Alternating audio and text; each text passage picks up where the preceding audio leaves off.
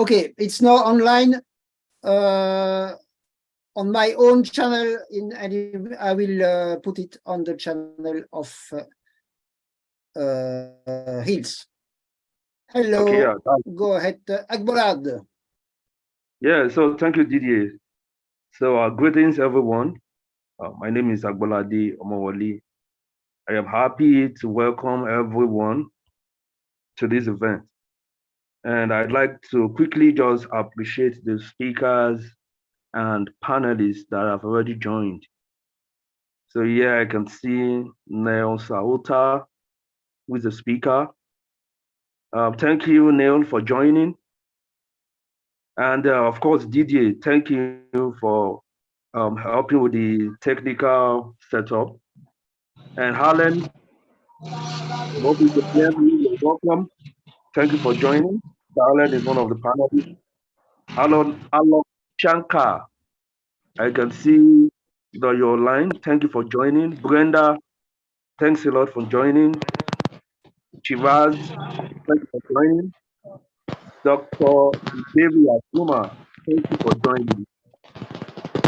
So I appreciate everyone for carving out time to be at this event.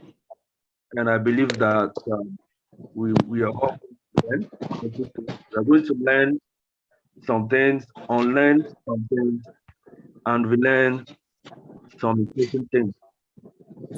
So in the next few minutes, we will be going to a panel discussion. So thank you everyone.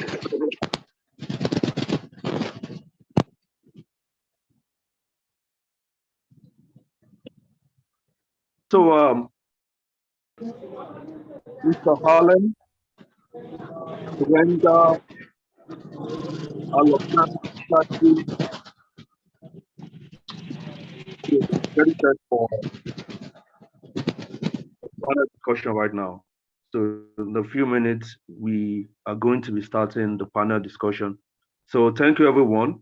In about 3 minutes, the host of the panel discussion will organize our session. Thank you.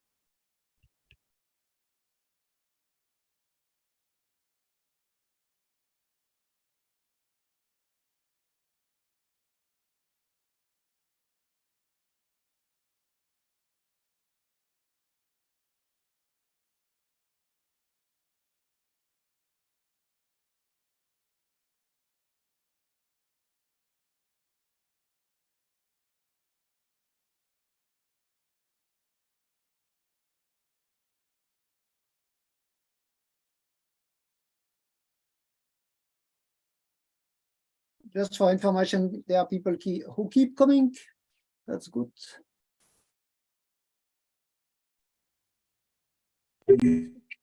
Hi, everyone. Good evening. Hello. My name is Ifoma, and I'll be the host for the panel discussion. Can anyone hear me? Yes, we can hear you, Ifoma. Okay, so okay. So I'll be the host for the panel discussion. But before we start the panel discussion, I want everyone who has a question about AI. Of course, we must have seen the topic of discussion, the whole essence of this meeting. And so if you have any question you think you may have, or while we're having the panel discussion, if you have any question, you can drop them on the chat so that we will address them later after the panel discussion. And I want to say thank you for everyone for joining, and we're going to start the panel discussion now. Okay, so we have the panelists, and on my list is Ebere. We have Ebere, we have Nell, we have Otse, we have Leslie, we have Didia, we have Chiraz. Sorry if I'm not pronouncing your name so well. We have Alan and we have Brenda. And so I'm just going to ask questions, and if anyone among the panel is able to answer the question, the person can just unmute themselves and answer. Okay, and this discussion is supposed to take about 60 minutes. And so I'll really encourage us, or I'll encourage the panelists to give their answer as brief and as clear as they can, so that we can work with, stick to the time. Thank you. Okay, so. Yeah. Okay, Just so to add something to what you said, Ifeoma. So thank you. So just add little clarification so that everyone is on the same page. So we are having 4 panelists. That's cool. That's cool. Now, that will help your CV. Yeah, right. Like, when I say nobody knows, although I have Okay, so all right. So Ifeoma, please, can you hear me? yes, I can hear you. Yeah, so just to clarify, so that we're all on the same page. So yeah, for the panel discussions, you're having Mr. Harlan, Didier, Brenda, and Chivas. And then, of course, the remaining 4 that you mentioned are the speakers, and they are free to also answer if they want. But most of the answers should be ideally from the panelists. All right. So that's just what I want to chip in. So thank you very much for continuing. Okay, thank you. Okay, so I'll be starting with the first question on my list. And here is the question. What are the most pressing public health challenges in Africa that AI and data science can address? I'm going to take it again. What are the most pressing public health challenges in Africa that AI and data science can address? Thank you. I can go ahead if possible. Yes, of course, of course. Well, hello, everybody. Thank you so much for having me. So my name is Shiraz Ben-Semans. I'm the CEO of Pitch World Fast. And we actually work a lot with the African authorities when it comes to health and trying to see how to increase access to health on the continent.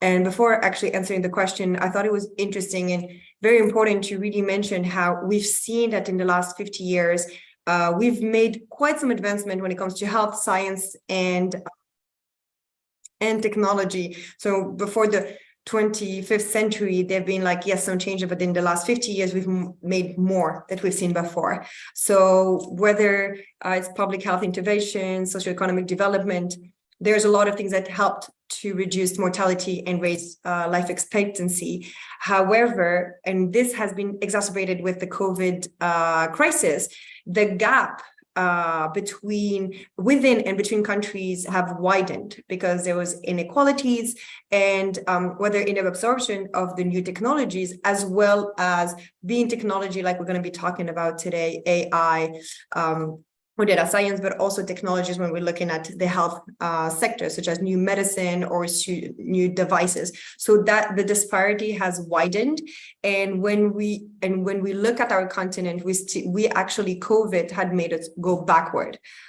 We still have some diseases that do exist. So some of the most pressing, to go back to your question, when it comes to public health challenges in Africa, we have first, obviously, the infectious diseases, like malaria, HIV, AIDS, but our continent, besides the infectious disease, is also going through its epidemiological transition. So we're looking also at the non-communicable diseases, and we're also looking at some issues that some other government and some countries do not have, such as maternal and child health issues. So we actually have to look at solutions, and AI and data science can help through it all and could help, especially giving access to healthcare in remote areas, looking at resource allocation, disease surveillance, and health education. So that would be my piece. Thank you. Can I chime in? Hi, guys. Thank you for allowing us to have this space to discuss this very important topic. My name is Dr. Azuma. I'm the co-founder and president of Love Your Menses. We provide period equity and trying to end period poverty in the United States and globally. Like Chiraz just said, in terms of health, I would say access to care. And I am very grateful, and I'll be giving a talk on artificial intelligence and its impact in public health shortly. Well, access to care can be corrected with artificial intelligence, right? Because now we can be anywhere assisting people locally to provide care. Chiraz talks about subtypes, right? She talked about infectious diseases. But if you have access to care, especially preventative care, as in public health, right? We like to prevent diseases. It would be very important, and AI can do that. And when I do my presentation, we'll talk about robotics in AI and how it can help in terms of remote surgeries, or we can even talk about vaccination dispensing, right? Because as Chiraz says, infectious diseases, we know the role of vaccination and infection prevention. So we are excited about AI. It has a lot of solutions in medicine, in public health, as it has had solution in social media, right? We're here today, at least I am, because of social media. Thank you. Okay. If I may as well, my name is Brenda Ramokopelwa. I am the CEO of TEPS. It's a transdisciplinary agora for future discussion. That's what it stands for. It's a science and technology organization. And I'm also the co-founder of Afro-Longevity. We really want to look at the research and promote research and awareness around longevity and encouraging Africa and the world to start looking at our health span, so at increasing our health span so that our lifespan can increase. Again, thank you so much for the organizers for putting this together. That question is a very important one because when you look at Africa, one of the key challenges that we have is around infrastructure as well, over and above what the two ladies have spoken about. And when you start thinking what AI can bring as a solution is, helping our people to ensure that they've got the infrastructure that enables them to be able to get access to all of these things. When you think about our rural areas, which Africa is vastly rural, we do not have the capability in terms of infrastructure to be able to collect our data, analyze our data, use the data to have predictive or analysis that can inform what interventions are required in terms of preventative medicine. Our healthcare system across Africa on average is just sick care. We are taking care of sick people. We are not maintaining health in Africa. We are not preventing diseases. So we need to start looking at preventative medicine. We need to start looking at diagnostics that are preventative, start taking care of ourselves and maintaining the health, not pretending as if healthcare is what it is. We have what we call sick care. We wait for people to be sick, and then we want to take care of them and provide solutions that are just looking, taking care of the symptoms, not necessarily the root cause.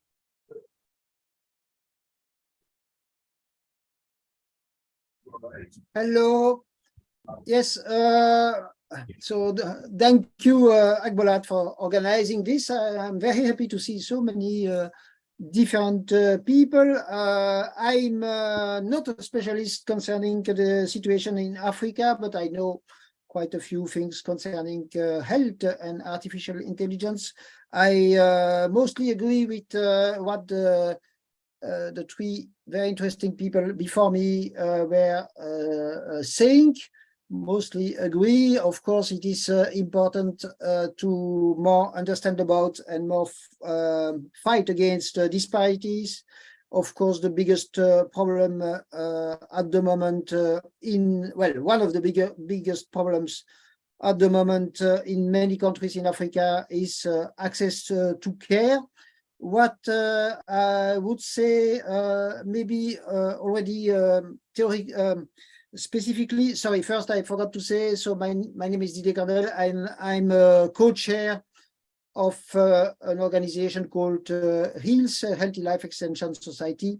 So we are focusing on healthy life extension, and we are based in Europe, but of course we are interested in life extension everywhere, not only in Europe.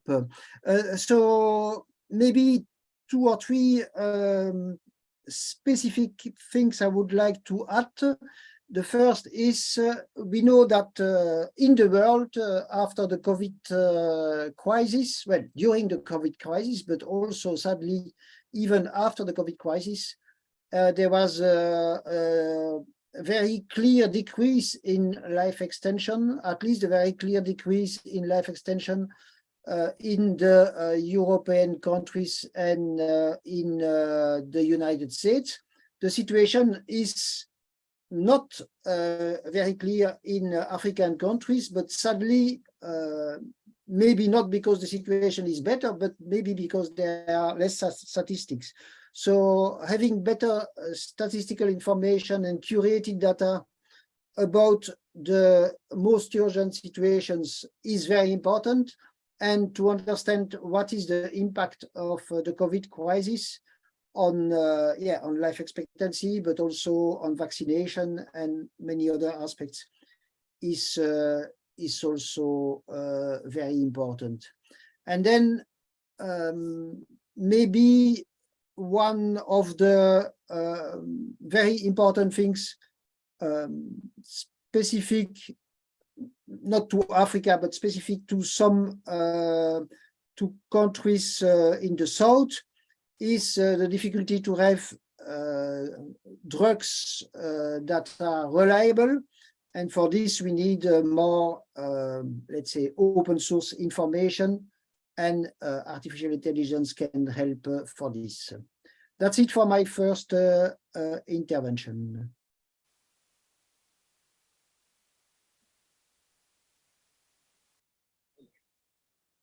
All right, thank you all for the contribution. Thank you for the answers. Makes a whole lot of sense. And so we'll be going in for the second question. Now, can you share examples of successful AI-driven or data science public health initiative in Africa? And I go again, can you share examples of successful AI-driven or data science public health initiatives in Africa? Thank you. Well, yeah, so thank you very much. So my name is Agbolade.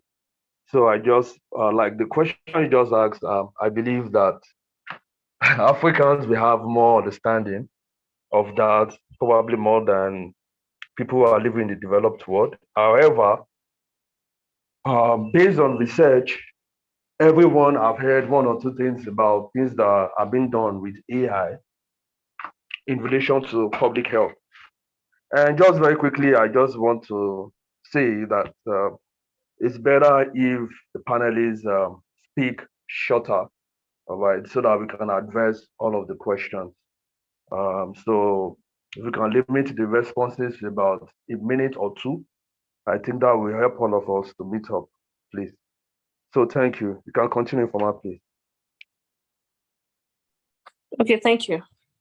Okay, and so just add to what he said. Let's try to keep the questions as our contributions or our answers as short as possible. And so I'll ask the question again. Can you share examples of successful AI-driven or data science public health initiatives in Africa? I'll go quick. So I'm checking, it's 23, so by 25 I should be done. So I wanted to talk just about 3 quick example, and it goes ahead with what we're saying also before, how it can help with access to care, prevention, data information. So one is in Rwanda. I think we've all heard about it, the drones equipped with AI, which had been used to deliver medical supplies, enhancing access to healthcare, also in remote areas. Another one that is called MSEKU in Kenya, which use mobile data and AI for maternal and child health monitoring. And there was also a very good case to some extent of what the WHO has done with AI to track the spread of diseases like Ebola, where you would have real-time data monitoring, looking at also and using AI and machine learning to identify the patterns, anomalies, and trends, so that we can know where to go, where to actually allocate the resources, where they actually should have the right care. There's the question of early warning systems, like we were saying, also because we want to make sure also that we're providing the necessary resources and people, and not to forget in this case that I could share even an article about it so that you will have more time to learn about it, that the question of capacity building, because we need also the partnership between the WHO and whichever institution that works with it, the government, the local health authorities, and everyone that works in it, to learn how to actually integrate the AI, how to actually use those data science, who should put on the data, how to use it so we can actually get the outcome that we want, so that we can, yes, get more access, so we can have also more preventive care, so we can have more prevention and diagnostic. So try to be as short as possible. Thank you. Thank you.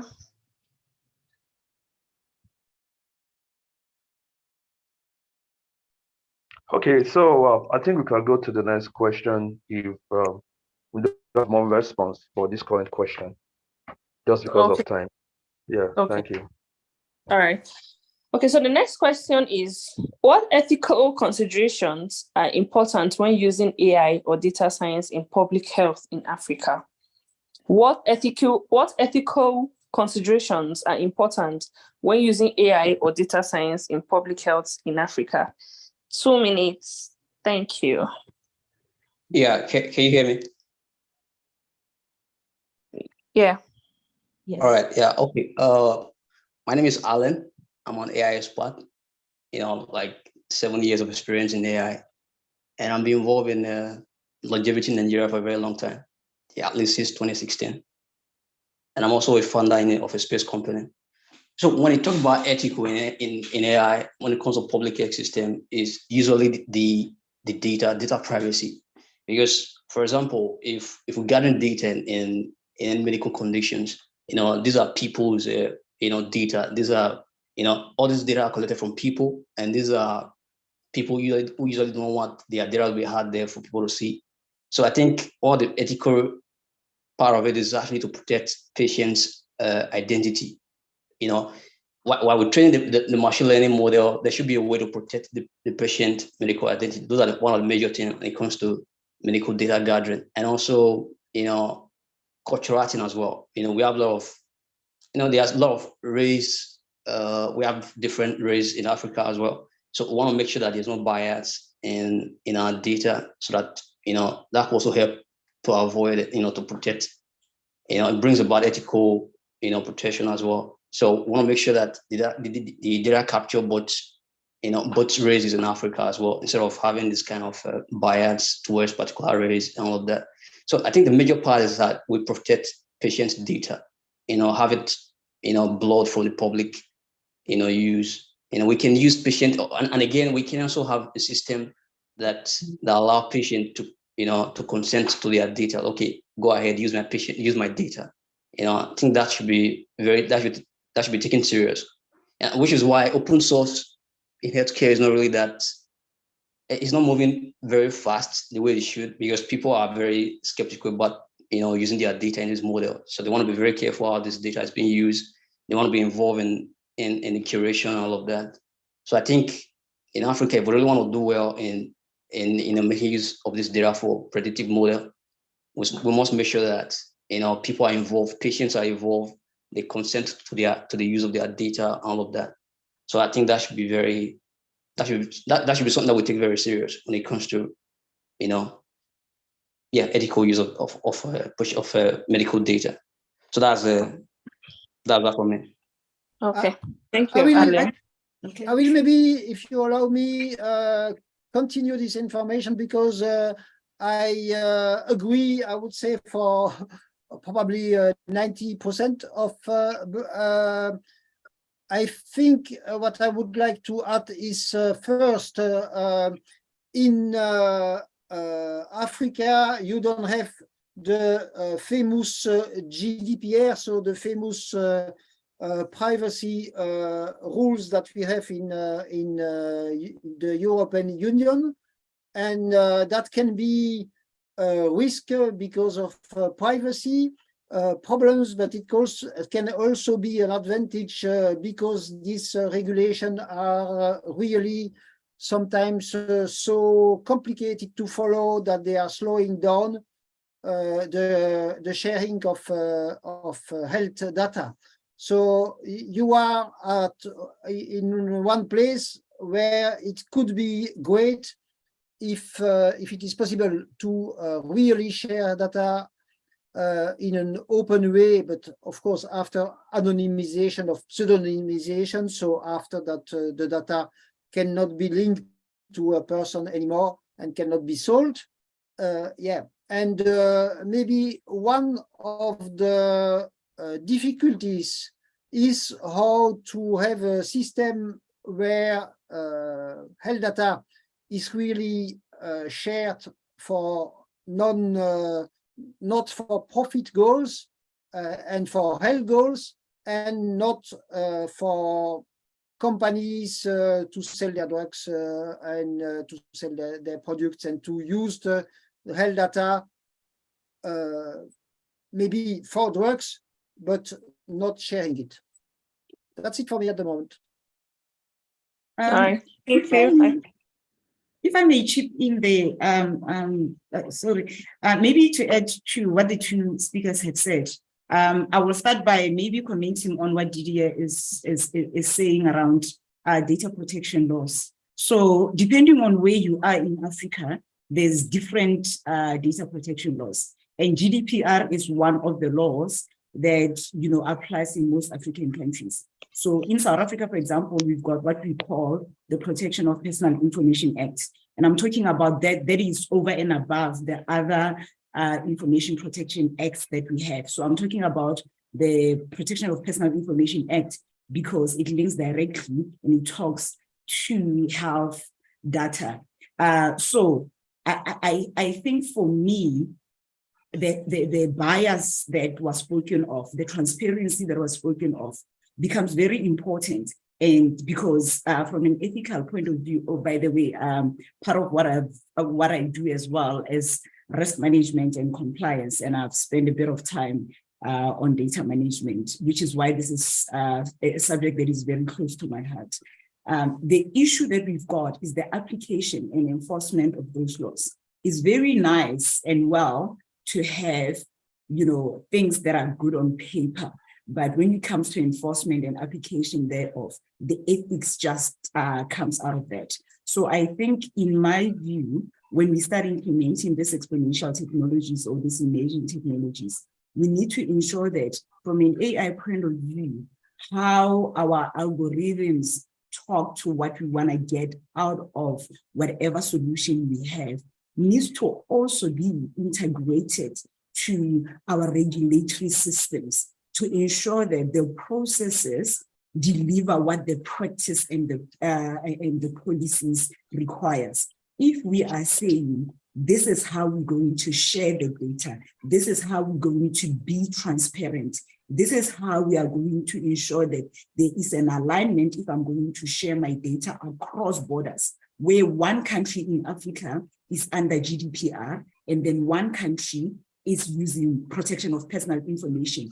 Where are the disconnect and where are the interfaces? Let's ensure that we are talking to each other. So collaboration becomes important. So I think when we start talking about AI, we need to always remember that there's a human factor that needs to be considered, that becomes very important, because we are talking about people's lives here. We are talking about things that are of value to us. So we cannot afford to just rely on technology or rely on technology that has been adopted from outside without taking into consideration our maturity. You have less than 1 minute.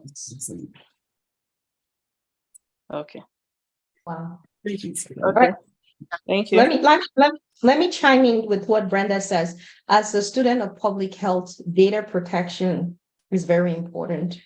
I mean, I would humbly disagree with you guys in terms of the handicap of data protection. I'm in the United States for just for disclaimer. And I do love the HIPAA law because humans in general, sorry to make it very simple, humans in general can abuse power. Recently, there was an abuse of power whereby a coworker, their colleagues didn't like her and she went to the hospital, they heard about it, and they went looking at her information. And these are intelligent people, so those laws are there to protect people. Yes, it could slow down on data mining, and that's okay. That's okay. We need to put ethics first before data. And that leads to the second and the important question that Ifeoma posed here, the biases in AI. We do know that there's bias in data algorithm. We see it in the United States. We even see it in the UK, whereby they actively selected people with English names, less women, into for interviews. So yes, there's greatness in AI. I love it, but we have to be intentional to eradicate human biases from flowing to the algorithm. So as we apply it in the apply it in Africa, we need to have Africans be involved in the process. We cannot rely on other countries to come and show Africans how to do it. Africa has so many intelligent people and they can do it themselves. Thank you. All right. Thank you. So I think we should just move to the next question. Thank you all for the amazing contribution.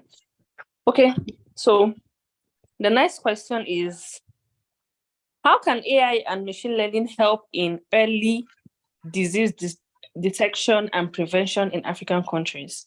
How can AI and machine learning help in early disease detection and prevention in African countries? If I may go next. Hi, my name is Alok Shankar. I am a leader at Oracle Health, where we are building healthcare products, and my team is also exploring AI in healthcare as a use case. AI is very useful for doing a lot of patterns and analysis and that kind of work, which is repetitive, data heavy, and difficult to be done by a human being. Current focus, from whatever I have read or learned about Africa, is on a lot of communicable health diseases, like malaria, AIDS, and so on. So what is being ignored is a lot of change in behavioral patterns, how people are using a Western diet or changing their health patterns. And that is where AI can help a lot. Like, is there actually a rise in heart diseases or some similar things which are completely not thought about in Africa? And AI can pitch in here by analyzing the data that is being corrected, which is something people are not focusing on. And that is where I believe AI can help a lot, and help even the policymakers make a lot of decisions by identifying these patterns and intimating them early that, hey, there's a warning, this might be coming up for a lot of population. Thank you. Okay, I think adding to that, can you hear me? Yes. Yes. Yeah. All right. So adding to that, okay, one of the best way AI can actually help in disease outbreak is through social media. We can analyze social media text data to actually know where there are disease outbreak and how far they've spread. So I think this can actually help us to know how to stop it from spreading much further, and also to know exactly how, the deadly impact and all of the severity around the very disease. It can also help in terms of, analyzing, just like he have said, analyzing, patterns in previous health cases before, to know how far they are actually changing with time, and also to help, predict if such thing will happen again in the future. So I think social media data analytics is a very good place to track disease outbreak, and also, learning from past data in Africa. I think, one of our plans in healthcare in Africa is that even if they're not curated for this use case, I think that's a major problem. And most of the data we work with, they are all Western data, So because of that, we can actually predict what's going on in our healthcare system, how far diseases are changing, predict them very well, because we're making use of biased data from the West. So I think that's it for me. If I can just champion, if indeed there's the question of analyzing the healthcare data, and that's something that was mentioned, is like we have, unfortunately, on our continent, a lack of transparency and data sometimes if we do not go, and sometimes actually working with ministries, to be honest with you, some of them don't even have the data. So that's even worse, because you would consider them, even if they have, some of them don't even have national health institute that do the statistics. So we are missing actually the data. This is why it's so important also to go back to, if we want to analyze this data, is who is supposed to give the data. So we have to make sure also to educate. It goes in it, because if we're looking at detection and prevention, we have to make sure that the people who are on the ground also provide the data, so that we can actually identify and therefore use AI and machine learning to identify those disease outbreaks, predict those disease trends, and recommend preventive measures, so that all those diseases that are preventable and that are costing a lot of money to our healthcare systems, that they do not have as much, I would say, they do not become that much of an outbreak. We need to analyze, obviously, our historical data, but make sure that those data are always updated, like we do with phone numbers, right? It's like our phone number, people change it. So we have to make sure to do that, because we need to identify, like this, it will help us to identify the regions at higher risk for diseases like malaria, and we can have the targeted intervention. And one example that I had that we were discussing about recently is waterborne diseases. You were talking about healthcare, we were talking about cardiac diseases and all, but sometimes I feel like we also have to see those diseases that we have in Africa that really are preventable, that are at the heart also of our healthcare system, because a lot of diseases can be prevented, and we've seen it even with COVID, that you need to wash your hands, right? So it's like, this is like, I would say like a one basic health, you need to wash your hand, but we do have a problem sometimes of having the right quality hair, so water, and we end up with waterborne diseases. Well, actually, by harnessing the power actually of machine learning and smart technologies, we can not only detect, but also monitor these diseases, so that we can prevent the spread, we can save life at the end of the day, and we can alleviate those diseases that are really a burden for our healthcare systems. Thank you. All right, thank you. Okay, so we'll move to the next question. Are there challenges in implementing AI and data science solution in resource-constrained settings? Are there challenges in implementing AI and data science solution in resource-constrained settings? I think there are. There's a whole lot. I'm going to pick up on data again, because it's key. The one thing about it is that, if you have data that's not available, that Shiraz speak about, and the integrity of the data becomes very important as well, because we can have these amazing AI solutions, but if you are going to do that analysis on data that is not complete, it's not correct or reliable, it's pointless. You are going to end up coming up with the solution that is wrong. Another thing is that, you can have all of these tools, but most of them will require that you've got internet connectivity, your Wi-Fi.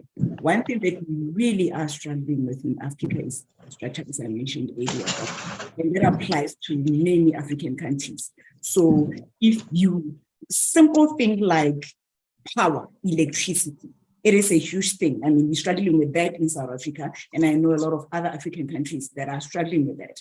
So if you cannot even get the power going, how are you going to get this big computing system where they're going to be able to do their work? And if the data is not there, what are you going to analyze? And, you know, it's and.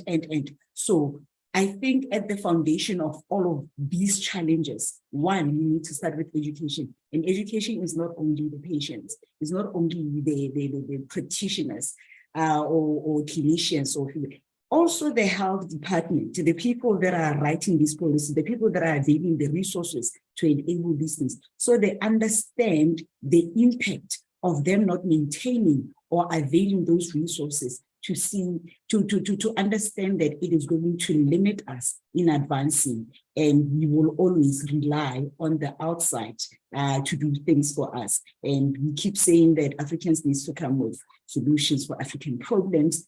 We are not able to do that. So maybe we need to start thinking about how do we ensure that we are capacitated and resourced.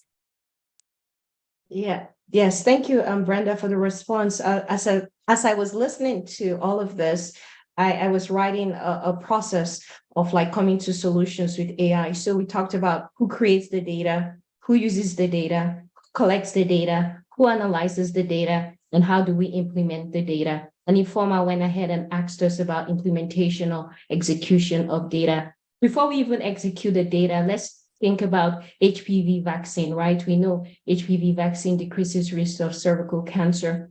So the question is the financial capacity. We see, at least in Nigeria, the data that I looked up, they spend 3.8% of their GDP on healthcare, right? That's really small, to make a difference. So we have to look at the financial capacity. Another thing that we ought to look at is the cultural biases, right? Some people do not trust vaccine, right? They think it's a way to instill diseases because it's not their fault, right? It's just when we look at the history of medicine and public health in Africa, they've harmed Africans. So it's a process, but the two keys here, I would say, is the financial capacity and eradicating cultural biases towards public health. If I may add a technical perspective to the challenges that would be there for implementing AI here. AI is very power hungry. We need computing power. We need computers, expensive computers to run AI. And we are talking about resource constrained environments here. How do we make sure that we can actually run AI in remote places? Second is connectivity. We need internet connectivity. Now, we heard one of the panelists say that even electricity is at times difficult to make available at such places. So we can't expect that there is going to be internet connectivity for the data to be transmitted, and it's also expensive. So how is it possible to basically implement technically these solutions that we have been talking about? We have to make sure that these are cheap solutions, very affordable. In remote places, it's very hard to maintain these systems. People take government systems as nobody's business to maintain. So they get destroyed and basically are ineffective in the end. So, we have to look at some unconventional solutions. I've been working in this field for edge computing or edge AI, where a lot of oil companies or military companies use devices like edge devices. These are devices that go in a suitcase, and they actually run cloud remotely without internet connectivity. And these are devices specially designed, say they can even withstand a bomb blast, right? And they can behave as a cloud where there is no connectivity, nothing like that. So can the government and these private companies innovate in this area to figure out hey, can we make these cheaper solutions, which are similar, portable, and powerful, still running cloud, where data can be, used at the source. We can run AI models at the source and make sure these things are workable where there is no connectivity. There's less computing resources. And we can take any computer and connect it to these solutions and basically use AI at that point. So it has to be a very deep or thought out approach where we can figure out how we can deliver cheap, efficient, and easily maintainable AI infrastructure. I'll add quickly something and cannot agree more with what was said by the panelists, whether the question obviously of infrastructure, having the right the right electricity, adapting to our realities, because if we want to have access and provided access to others. But I also, there was like two things that I wanted to add, the question also of making sure, and I know it was mentioned briefly, the question of culture, but also the question of change management, because you have to make sure that the people that are going to be using it are adapting. And not to forget, for me, sometime I like to call it like going back to basics, is how do we make sure that we integrate it to the existing systems? Because we cannot reinvent the whole wheel, and we have to make sure that they integrate with our existing healthcare system. And we know that some healthcare systems are outdated, fragmented. There's a lack of interoperability. So we have to make sure that it is interoperable, that they can communicate with each other. And especially when we're looking at sometimes a bit more holistic solution in Africa, where we try to share more data, because we've seen it with COVID and we see it with Ebola, that there are no borders, right? So we need to make sure that we can communicate also on an African level. How are we making sure that our data are shared? How are we making sure so that we can react to all these things? So we have to find the solution so that it is harmonized to a certain level, and that it is adapted to each of our reality of being healthcare systems. I'm from Algeria, so we have universal healthcare. But if I look at other countries, there are a lot of countries that do not have it fully, and you have a question of budget, right? So it's like, okay, how are we making sure that we have the right funded? But besides that, also sometimes there's a question of languages. We are more French and Arabic speaker. We have the English. So all these little cultural things, all these little constraints that we have, we also have to make sure that we're not also thinking only solely country-wise, but really how it can help the healthcare system let's say on the continental level, but making sure that it is adapted to our reality. So we don't copy paste whichever solution exists, but we do adapt it, like Alok was saying it, how we're making sure that it is cheap, that it is can work without internet, that they can have also for the remote areas, that everyone get access, because at the end of the day, that's what we're also talking is like about access to health. It is about public health. And we know, and at the end of the day, I do hope that COVID has taught us how health is not an expenditure, but it is an investment, because it does contribute to the development of our continent. And if we still consider it as just an expenditure, we're not going to go very far. So those are also mindset changes that we have to make sure, because it's great to want to go with technologies, but if we actually don't have the basics, it would be quite hard. All right, thank you. So we have about 10 more questions to go, and we have about 10 minutes to go for this section. So can I ask that we have few people answer each question, probably just one person at a time, and that means we'll have less than 2 minutes. So we have 1 minute for each question. Thank you. Okay. So the next question is, how can AI and data science assist in optimizing healthcare resource allocation in African countries? How can AI and data science assist in optimizing healthcare resource allocation in African countries? Please, 1 minute. Thank you.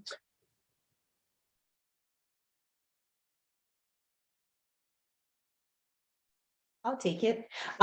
Brenda and Shiraz have already shared the effect of AI in eradicating or limiting the spread of Ebola through like machine learning and data mining. So with AI now, we can look at population and see where there's a high need and then address it. For example, when we think of malaria in Kenya, we can see like the outskirt, wherever needs it, now we will send resources to help them. So it's really good if there's no biases implemented in the data algorithm. Again, it's the bias, right? We know how we are.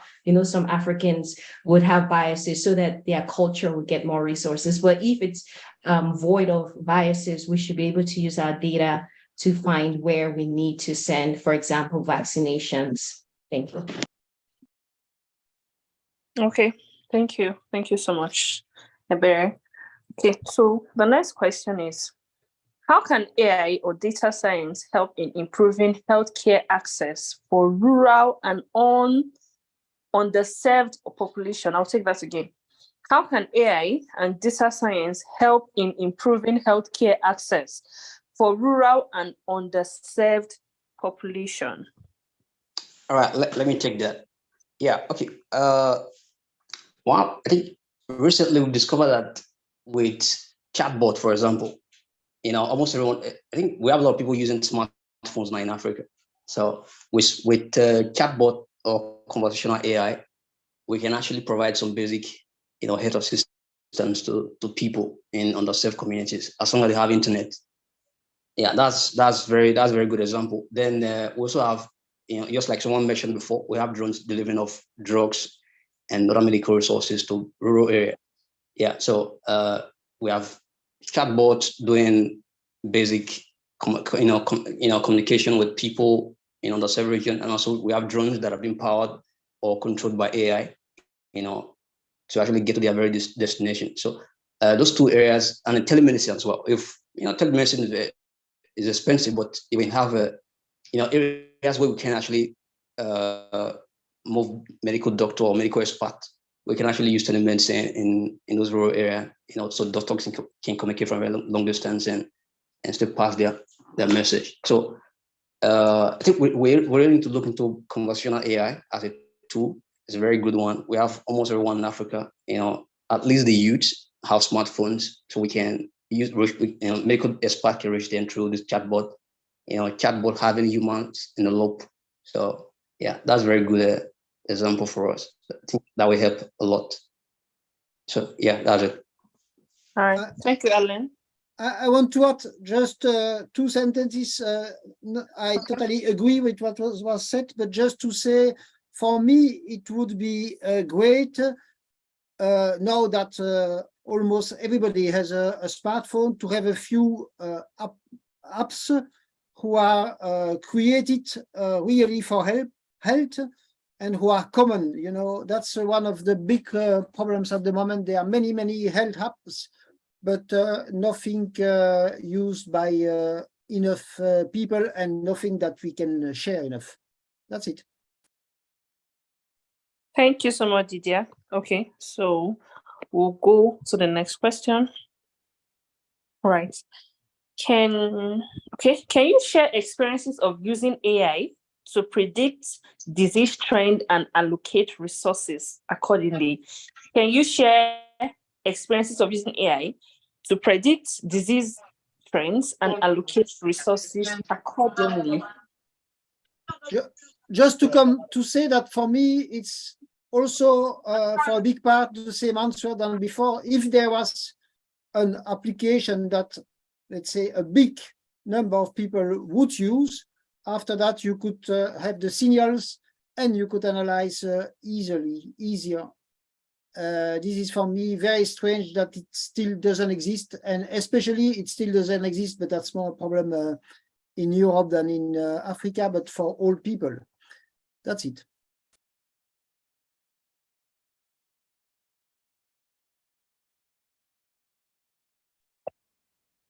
Okay. Can anyone hear me? Hello. Yes, we can. Yes, we can. Yes. Okay. Yeah. So please, Ifeoma, please, 1 minute. Yes. Okay. Yeah, I just want to suggest, can you just share the questions in the chat? After the next question, you may just share many questions in the chat.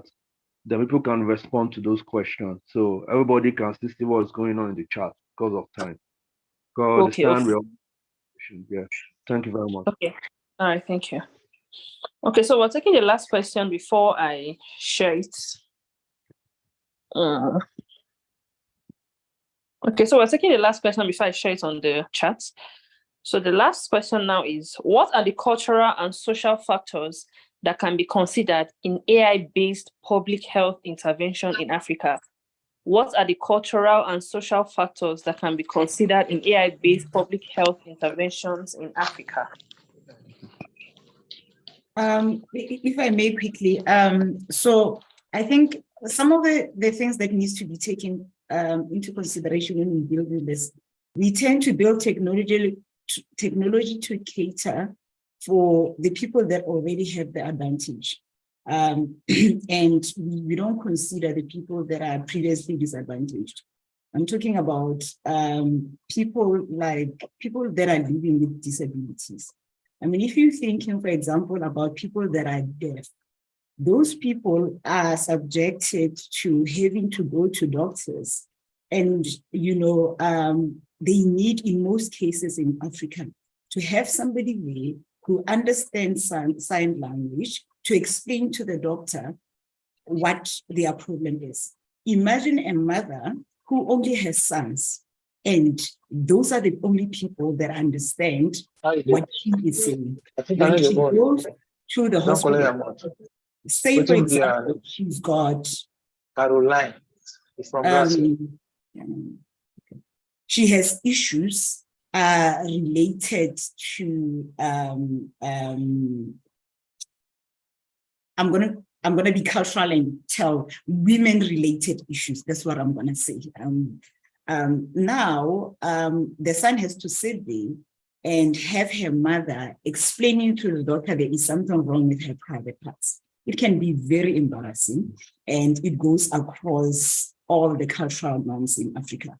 So I think when we build in this AI, we need to also take into consideration that we have people like that in our societies. We have people that understand some of the languages that are being used. So in South Africa, we've got 12 official languages. We have now just, the 12th one is sign language. But to this day, well, it is new. It was added early this year. But we've had people that are signing forever. But one thing that I don't see being done with speech and incorporated in is build AI that will understand when I am signing in the sign language that is in Africa that is different to the sign language in Zambia or in Nigeria, so that the doctor understands, so that the person is not embarrassed or disgraced when they have to, so that they are not, they don't think twice when they are sick, because sometimes people don't go to the doctor, not because they can't go to the doctor. They are thinking about what it takes from when I leave my house, when I get there, what I need to say, and what will happen and when I come back. The embarrassment that comes with this. So we need to just bear in mind. There's somebody in South Africa who came up with a glove because he had issues like that translates sign language into written language, so that the mother can put the glove on and be able to sign, and this thing, give the text to the doctor so the doctor understands what's happening. So things like that, we need to use AI to improve and advance and ensure that they are available in the different languages. And I'm just using, people that cannot hear as an example of the many disabilities that we have that we do not cater for, the many disadvantaged people that we have that we do not cater for in terms of our healthcare system. Thank you so much. Thank you so much, Brenda. Okay, so thank you, everyone. Thank you for all the panelists for the amazing questions. I'm a data analyst, but of course on entry level, so I have really learned a whole lot. I've learned a whole lot, and thank you for giving me the hunger to want to study more, do more in my career. Thank you so much. Okay, so the next we'll be going for the question and answer session now, and so I want you, if anyone has a question, the person can just drop it on the chat. Then I'll read it out and have, now this is a general question. It's not just for the panelists, yes. So this question will be thrown to the house. So if anyone has an answer to it, the person can answer. And so you can start sending in your questions so that we can answer them. Thank you.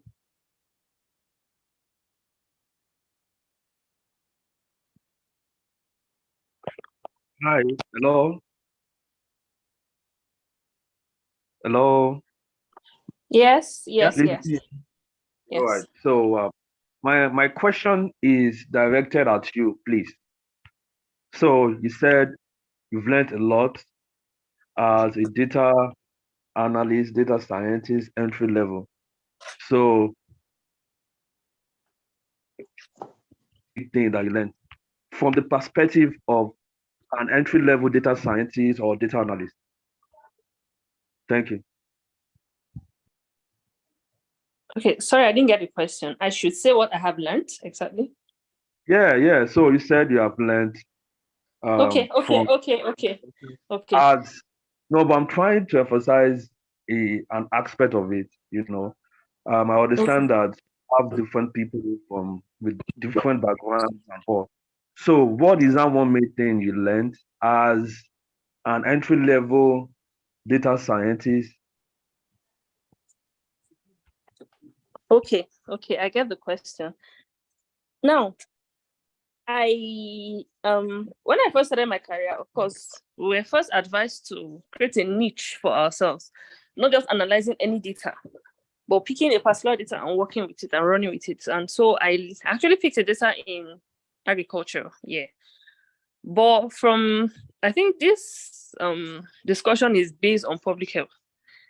Yeah, and from everything I've learned, it just shows that there's still a whole lot of work to be done in Africa. Yeah, there's still a whole lot of awareness to be done in Africa. And the most important thing is, how do we leverage data? How do we use data to our advantage? Because I've come to realize that we Africans, we have lots of data, but we do not know what to do with it. Okay, I'm currently serving, and I'm serving in JED. Now, JED is just electricity distribution company that distributes electricity to Jos in particular. And I've come to realize that we have lots of data, but we don't know what to do with it. Yes, so I think this is an eye-opener to actually show that we have a whole lot of work to do in Africa. And then as Africans, we need to open up our minds to technology. I don't think we've actually opened our minds to technology. It seems like we've opened our minds to technology, but we have not. I think it was Dr. Ebere that said something like people being skeptical about sharing their information. Now, I want to work on data sets on health, but how are people susceptible? Or should I just say, how do people accept? Are people willing to even give out their data for us to be able to work with it? And that's actually what I've learned. And so in my own end, I think sometimes I find it difficult, or I feel reluctant sharing some certain data, yes, online, but this has actually shown that there's really nothing wrong with it. It will just really help with problem solving and all. Thank you.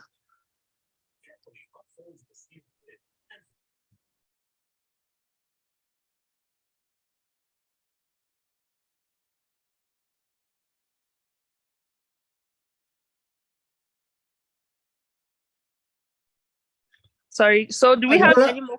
Yeah. Okay. Go ahead. I was just going to say that somebody forget. Yeah, go ahead. Sorry. Okay, no, I'm done. Thank you. So Agbolat, you are muted at the moment. Probably you are speaking, but muted. Okay, so can we move to the next section? I have noted some questions during those discussions, so I will bring those questions up later. All right. So, but in keeping to time, so Ifeoma, can you just introduce our first guest speaker, please? Thank you. Okay, so our first speaker is Mr. Sorry if I don't pronounce your name so well, but please just bear with me. Okay, so our first speaker will be Mr. Otse Ogoro. And please, you have 20 minutes to speak. Thank you.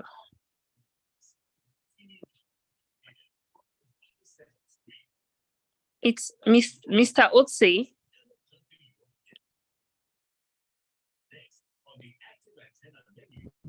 Yes, yes. Good evening, everyone. I'm trying to load my slides. Okay, thank you.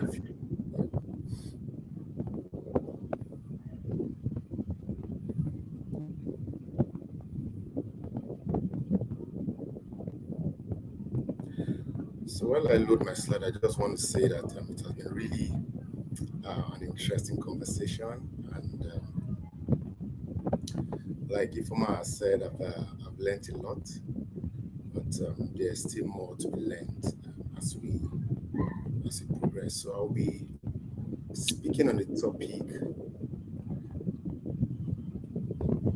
data science for disease surveillance in African and early detection in African communities.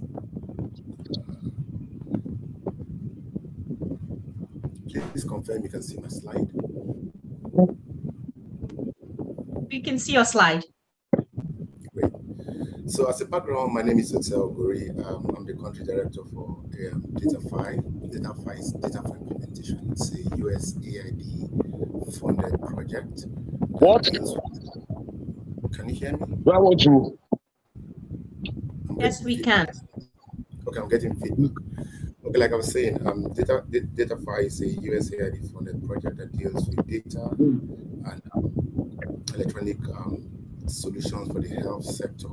The project is a 5-year project. We are in the 4th year of the project now. And, like I said, I'll be speaking on this topic. So, as part of the introduction, I want us to have an understanding of the challenge. So to begin, let's recognize the unique challenges that African communities face in terms of disease surveillance and early detection.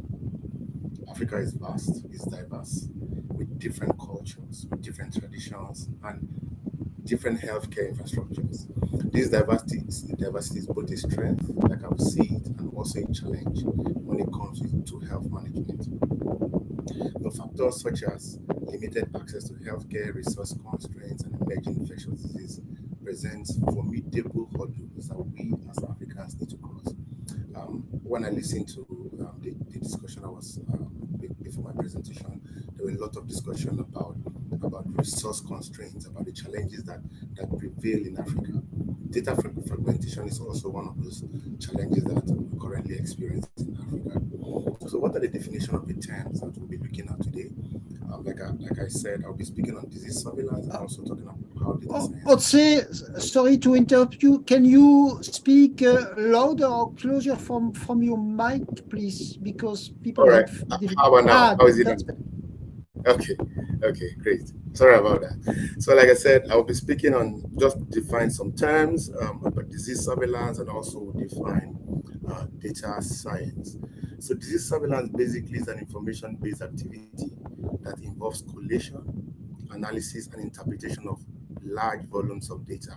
And these volumes of data originate from different sources. It's important that this is one of the things that data science is able to help us do and do quickly.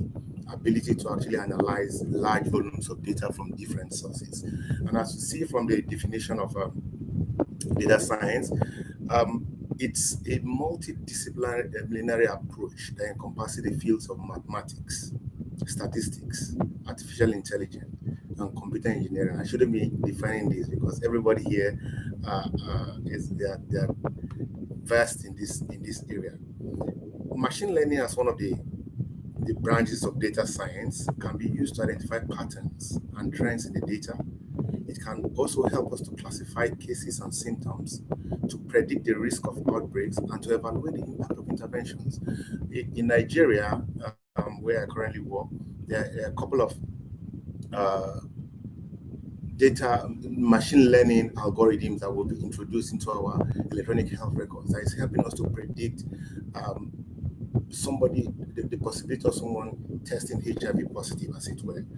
We can also use artificial intelligence to generate natural language summaries and visualization of data to facilitate communication and also to help us disseminate information. So now we're going to be looking at the power of data science. One of the power of data science here is some predictive analysis. I spoke to it earlier. Data science allows us to build predictive models that can forecast disease outbreaks and trends.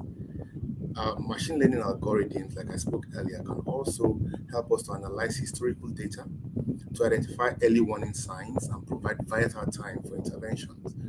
Like I said, we have this algorithm that we've trained in our system. We'll soon scale it out. We'll train it in a system that is able to predict to between 60 to 70% accuracy someone that will test HIV positive, and it can run in less than 20 seconds. You get the details. Predictive analytics leverages historical data to identify patterns, like I said, and make predictions about future events.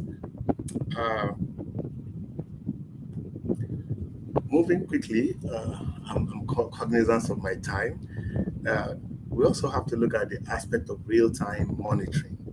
Real-time monitoring, that is the use of data science, which data science enables us to actually monitor our cases real-time. Now, with the proliferation of mobile technology in Africa, we can capture health information from remote areas and enable swift responses to health emergencies. I was once engaged one project that used text messages to send information upward, and this you are able to gather information from the remotest part of the community, African communities. The elections in Nigeria, the last election in Nigeria, have shown that a lot of people are now becoming tech savvy, understanding the use of mobile technology, and with the proliferation of smartphones across our communities, it's easy to use this, to leverage on this opportunity to actually report disease outbreaks, disease trends, and allow systems to actually analyze and give us, help us make decisions. Big data integration. Data science offers the potential to integrate diverse data sets. This helps in harmonizing fragmented health data, thereby improving the accuracy and completeness of disease surveillance efforts.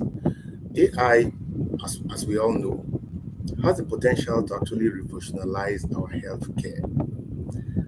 AI-powered algorithms can analyze vast amounts of data.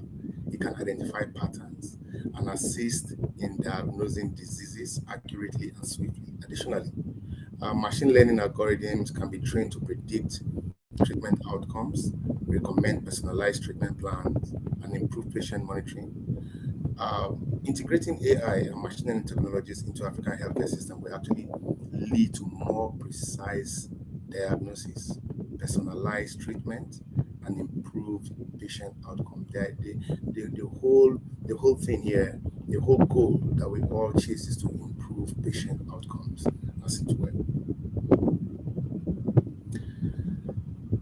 Now, the question is, what is the African context?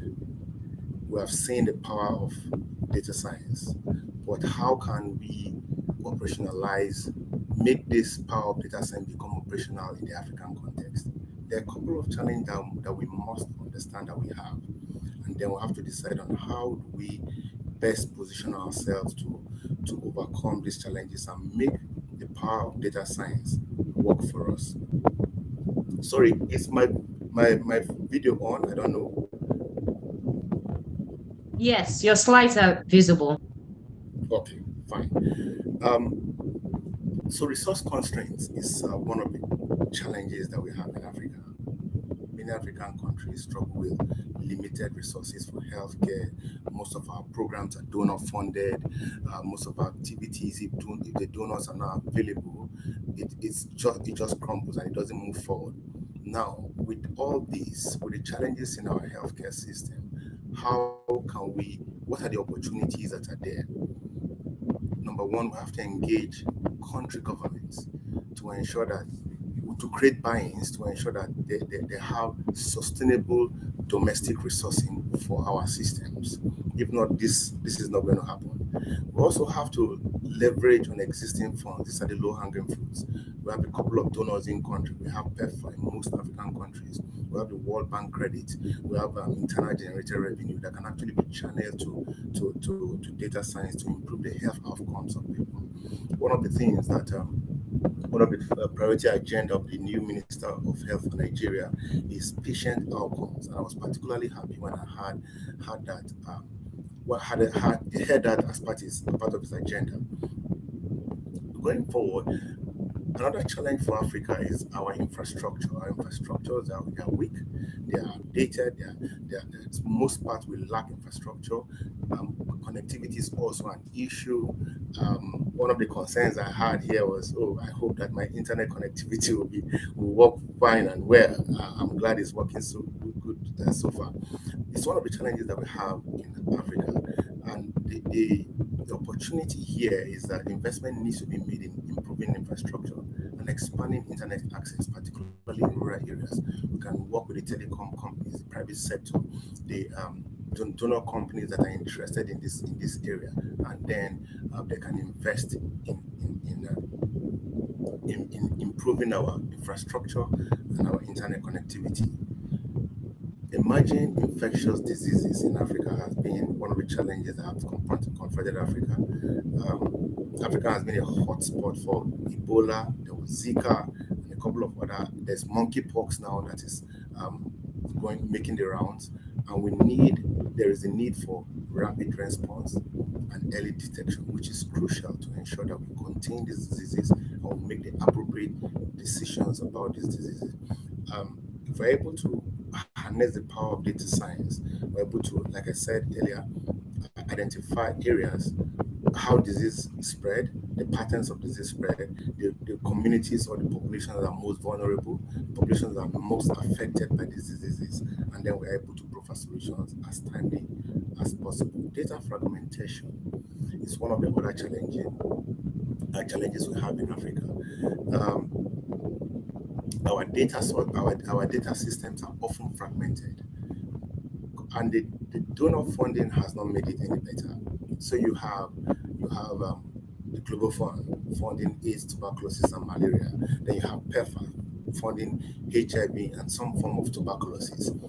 And we are talking about the same patient, and this patient have data in a malaria system, and in a HIV system, and in a tuberculosis system.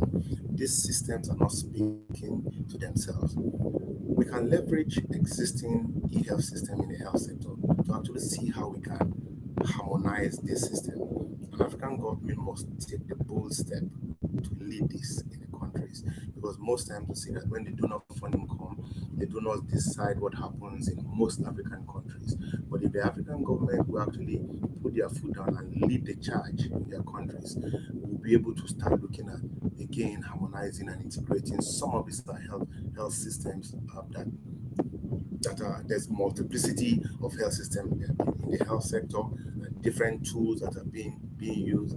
I know Ethiopia recently started looking at streamlining and integrating most of their digital e-health tools, because they had a lot of them in the system and it was causing chaos in the system. There is a need for proper and adequate data governance, which is key to ensuring that we have better patient outcomes and we have good and quality data that we can use to make decisions. Now, so implementing data science in the African context, what do we need to do? Number one, there is a dearth of capacity. We need to invest in training of healthcare professionals and data scientists in the African communities. One of the things that we're looking at doing in Nigeria now is to see how we can build the capacity of our healthcare professionals in the Ministry of Health, to have an existing pool of professionals that will be working on big data, to have the big data capacity in the Ministry of Health, be able to interact with these tools and make decisions. They don't have to wait. Sorry, Mr. Otsi. Sorry for interrupting you. You have 5 minutes. I'm sorry. Thank you for the interesting session. Thank you so much. I'll just try to rush through my slides now. Like capacity building is key, like I said. Data sharing and collaboration is key. We have, like I said, under the Ministry of Health, we have an HIV/AIDS program, we have a TB program, we have a malaria program. These programs don't interact themselves, they don't interact, they collaborate. They have different systems, but they manage the same information for the same client.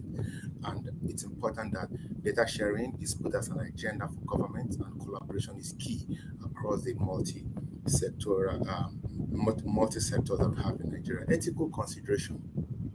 It is crucial that data science is used ethically.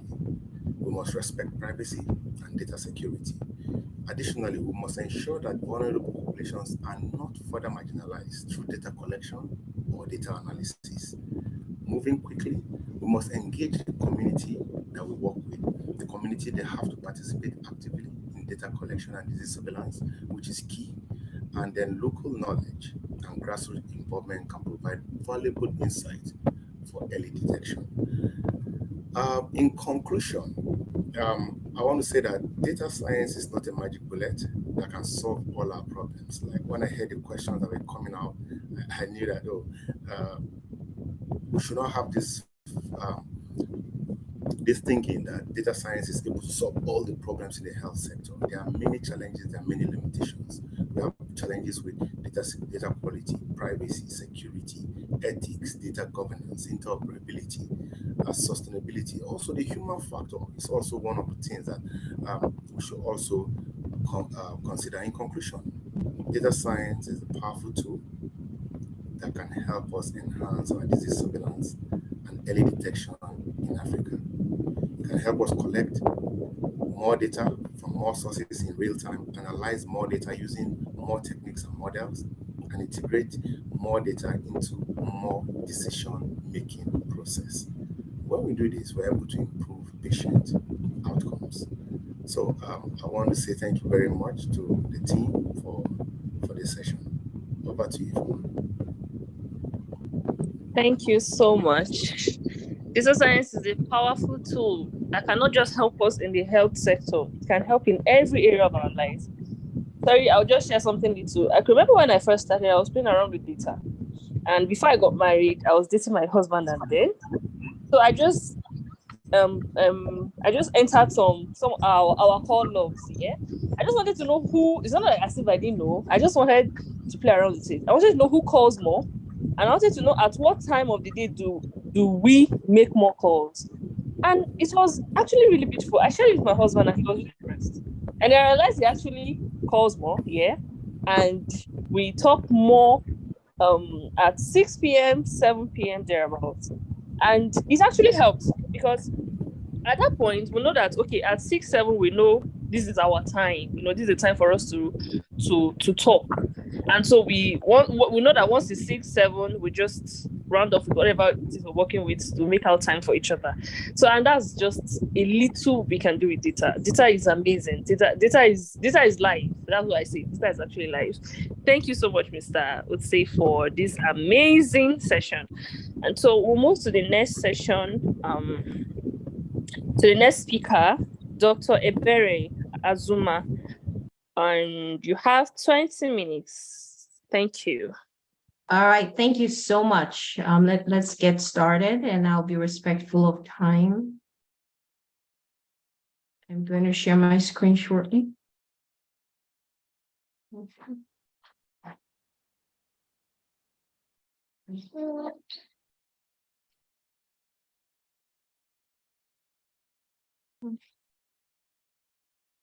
Right. I'm almost ready. Okay, we can see it. Thanks. Can you see it? All right, very good. So, I apologize if this is very elementary. I wasn't sure of the audience, but it's okay. Sometimes we have to define words and bring definition. Mr. Ogori, your presentation was excellent. So I thank you for that. Okay, so what's the impact of artificial intelligence in public health?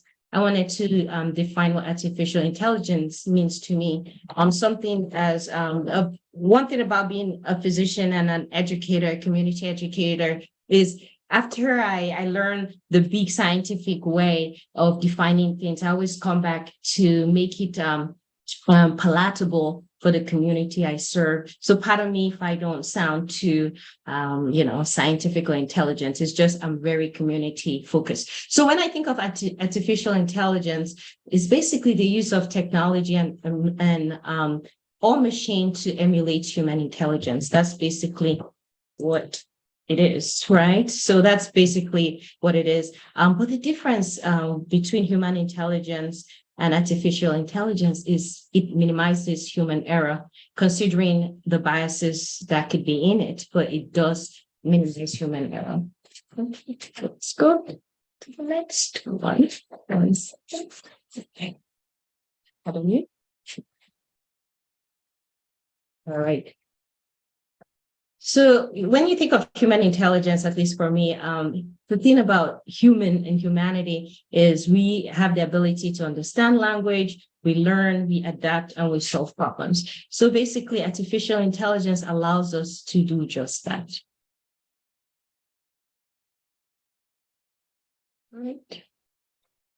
Okay, so we've seen the role of artificial intelligence in many spheres of our lives or sectors. It includes like social media. I like social media because I would say the success of my organization I co-founded and I run it currently. Love Your Menses is our work in our social media. So Love Your Menses is an organization that creates menstrual equity in the United States and globally. We first started in Boston, and now we're in 7 other countries. I'll list the countries for respect of the people we work with. So we're currently in Nigeria, we're currently in Haiti, we're currently in Sao Tome, we're currently in Uganda, we're currently in Liberia, we're currently in Kenya, we're currently in Uganda, and people want us to expand, but again, we have the human capacity, so we cannot expand at this time. But how did we grow? We grew through social media, through reporting or talking about period poverty. We started in 2019, and I have to humbly say that in Massachusetts, they just passed the IAM bill in the Senate. The IAM bill basically will be providing period products in public spaces in Massachusetts. So to me, it's a big victory because when we first started the work, it was not a thing, but with our persistent collaboration with other policymakers, we were able to influence policy. So social media does help in changing behavior. So like I said, Facebook uses AI to understand and gain knowledge about their users, deep learning, for example, deep learning to create targeted ads. Similarly, we've used Facebook to talk about period poverty. We've used Facebook to change people's mindsets. Now we have people talking about loving their menses. It's counterintuitive because some people, especially people that identify themselves as women, some of them do not love their menses. So it's just a plain word, basically manifesting positivity by loving what some people don't like. And then we also see artificial intelligence and social media, Instagram, when you search for one image, it populates similar images to help you find things. So it's so amazing. I love social media. Again, the success of my organization is from social media. Artificial intelligence is here to stay, and we have to be ready to continue to use it in public health and in medicine. Mr. Ogori basically talked about the limitation, talks about the application, and earlier on we had this robust and beautiful discussion on ways to use it. Okay. All right. So there are different types of artificial intelligence, and for public health and medicine, we can see the machine learning, we can see all of that, we can see the robotics. So today I'll just focus on machine learning and robotics. Earlier on, we had the question of how has artificial intelligence improved healthcare in Africa. I would suggest at least maybe not just Africa. One second. Maybe not just Africa, but just globally, the impact of robotic surgery. We see that some surgeries, for example, I think prostatectomy is done 3 out of 4 are done using the robotics equipment. And we are seeing that even in the military, at least US military, you can even be far away from the robotic device and help assist in surgeries. It will be really, really great one day when we have that capability or capacity to do it in remote areas in Africa. It would be really, really cool to, for example, save a woman from having a postpartum hemorrhage by either, after the medicine has failed, like using the robotics remotely to do a hysterectomy. It would definitely provide more access to care.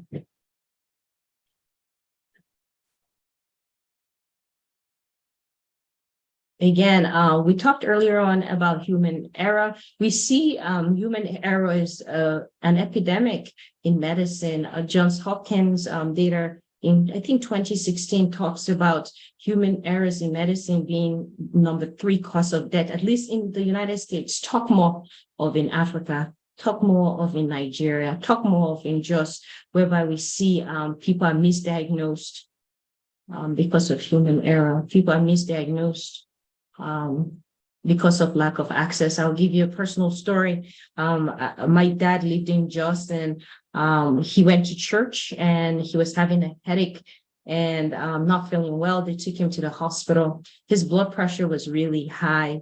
No one attended to him for hours. By the time they attended to him, he has now stroked out. That was definitely a preventable stroke, right? And he ended up dying. I think to me it's prematurely, because if it was in the United States, they would have stratified him accurately and controlled his blood pressure, and he would be alive. So there's work, as Mr. Ogori says, even though there's work to be done, there's hope that all of us can eventually make a difference. All right. So when I think of public health, yes, I talked about medicine and surgery, but let's redefine public health, right? It's the study and practice of protecting and improving the health of people and the communities through disease prevention, research, education, and promotion of healthy lifestyle. So to me, surgery and medicine are a part of public health. Yes, I know there seems to be a dichotomy between people that talk about public health and medicine, but those of us that do both, we see that they are interconnected and interrelated. So when I say medicine, to me, it is public health, just a subset of public health. All right, so we talked about earlier on the biases, and I stated the example, and Brenda also chimed in, I believe it was Brenda, where we talked about like the data algorithm, that it has to be Afrocentric. It has to focus on Africa and take into consideration their cultural norms and the religious aspect. So that's very important. All right, we all know that AI is here to stay and is going to help us perform better and keep patients and our population safe. I love what the CEO of Google says, Sundar Pichai. AI has the potential to improve billions of lives, and the biggest risk may be failing to do so. So we have a good tool, is here to stay. We Africans, we have to work to utilize it and take advantage of it without having casualties. Thank you, Dr. Azuma.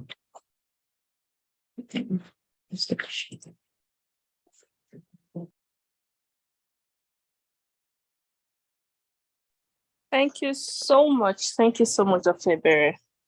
Thank you. Thank you. Okay, so our next speaker is supposed to be Dr. Leslie, but she won't be available because she had an emergency, a medical emergency, and so we'll just have another question and answer session. So if you have any question, you can ask or post on the group, and we'll throw it out to the we'll throw it out for anyone to answer. Thank you.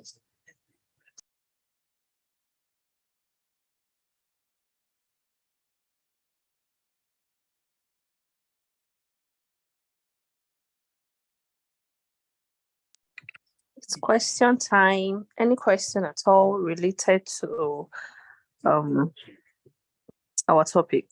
Any question, even not our topic, any question related to data science?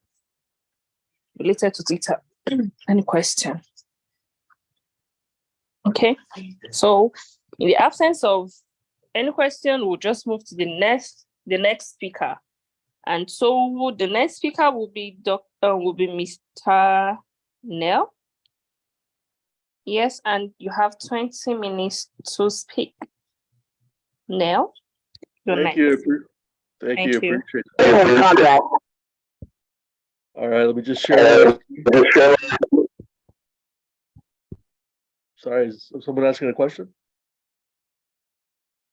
No, I think it was only kind of a problem with the sound of somebody. You can continue. All right. Well, thank you, everybody. Wonderful to be here. Fantastic conversation. I know we're just scratching the surface, so to speak, on everything that's going on. But I'm grateful for the opportunity to share a little bit about how AI is actually kind of evolving and helping to advance medicine and healthcare. And I thought I'd start by going back 10 years. So back in my days, being part of the original IBM Watson team. And after we did the Jeopardy Challenge, which is a game show in the US, we were asked, look, you spent a lot of money, you spent 6 years working on this, what's next? And we thought about it and said, it makes sense to take this into healthcare as the kind of the first industry, because there's a lot of need. And about 10 years ago, there was a woman in Japan who fell ill, saw her doctor like 20 plus years, couldn't quite figure out what was wrong with her, started bringing some specialists in, they ran tests. Long story short, after 7 months, they weren't sure what was wrong with her. So one of the doctors reached out to us and said, could Watson do something to help? We're like, well, we're not sure, but let's see. So Watson looked at all the great work the doctors did, the medical results, analyzed the patient's genomic structure, the family medical history, her history, asked the patient a few questions, and came back and said, I think she's got these 2 rare forms of leukemia. And so it was surprising. Never seen something like that before. Doctors were a little skeptical, but Watson said, these are the reasons why I think. So they tested her. She tested positive for both forms. So thankfully, none of he was wrong to at least put her on a treatment plan. A lot of people started asking the question, how is Watson actually able to do this when these great doctors couldn't? And the advantage that Watson really had was it had read over 20 million medical treatment studies at that point. There's no human physician that can actually do that. If you just started reading nonstop, it would take you over 300 years to read all these medical studies. And that's really the advantage that AI gives us. The fuel for AI is data. And that's why you always hear this expression that data is the new oil, because we're generating so much data. We generate over 9 petabytes of data per day, which is more than all the books and all the libraries combined across the world. We're essentially data factories, and we're actually creating so much data today that's really more for machine consumption than human consumption. You think of like IoT, Internet of Things, sensor devices. 31 IoT devices are added every minute just in Africa. So what are we doing with all this data? Well, we've had some great discussions so far about some of the things, even with the infrastructure and the funding and the resources that are currently available within Africa. Luckily, there are some really good things that could actually be done and have been done, particularly with chatbots. That was the first forays with healthcare. And so you look at things like Akita, which helps do appointment scheduling. You look at like Ada, which is helping with triage and management systems. You got Siri Help, health education. You got Help Mom, which is helping keep track of vaccination and providing assistance information for infant care. You got the United Nations lab in Nairobi working with the nonprofit Intellios to help with ultrasound and maternity care. There's actually a lot of work already going on, and I know it's just a kind of a first step, but it's a big first step to actually start creating the ecosystem and showing the value we're getting from the technology within healthcare. Now, that being said, we actually have a big challenge when it comes to using AI. And that's because we're used to computers being about automation, that we're doing something faster or cheaper or less errors. And there's nothing wrong with that. We're only tapping about 20 to 30% of the value from AI. It's got whole new sets of capabilities that we're not used to. That is there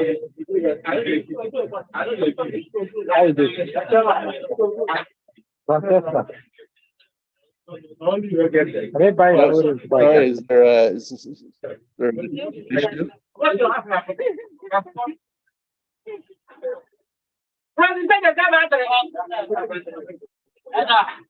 Can someone please unmute everybody on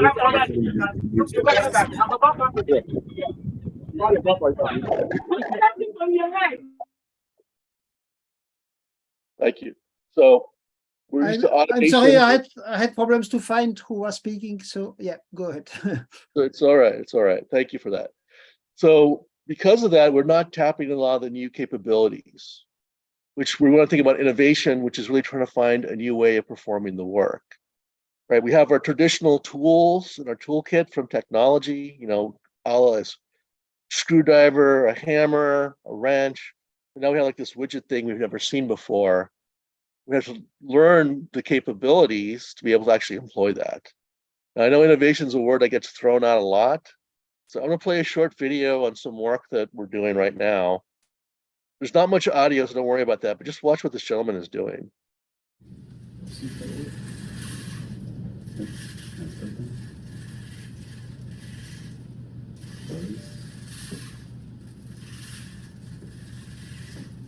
Cool. You want to do some wrist movement? Sure. So you probably noticed that somehow he's controlling that with his mind, and he kind of is. You know, technologists, our first reaction is great, drill a hole in his skull, put a chip in, and decode his brainwaves using AI. Well, AI can only do what we've taught it to do. We don't actually understand the brain well enough to do that. And this is really one of the key differences when it comes to AI and traditional software, is that you need the domain knowledge. So we actually work with doctors and clinical researchers. What they actually help us understand is that while the brain can still send a signal to a phantom hand, it actually triggers a process in the body. It's not just brain to hand. And part of that process is muscle and tendon motion. So if you look above the right elbow, you see this black band.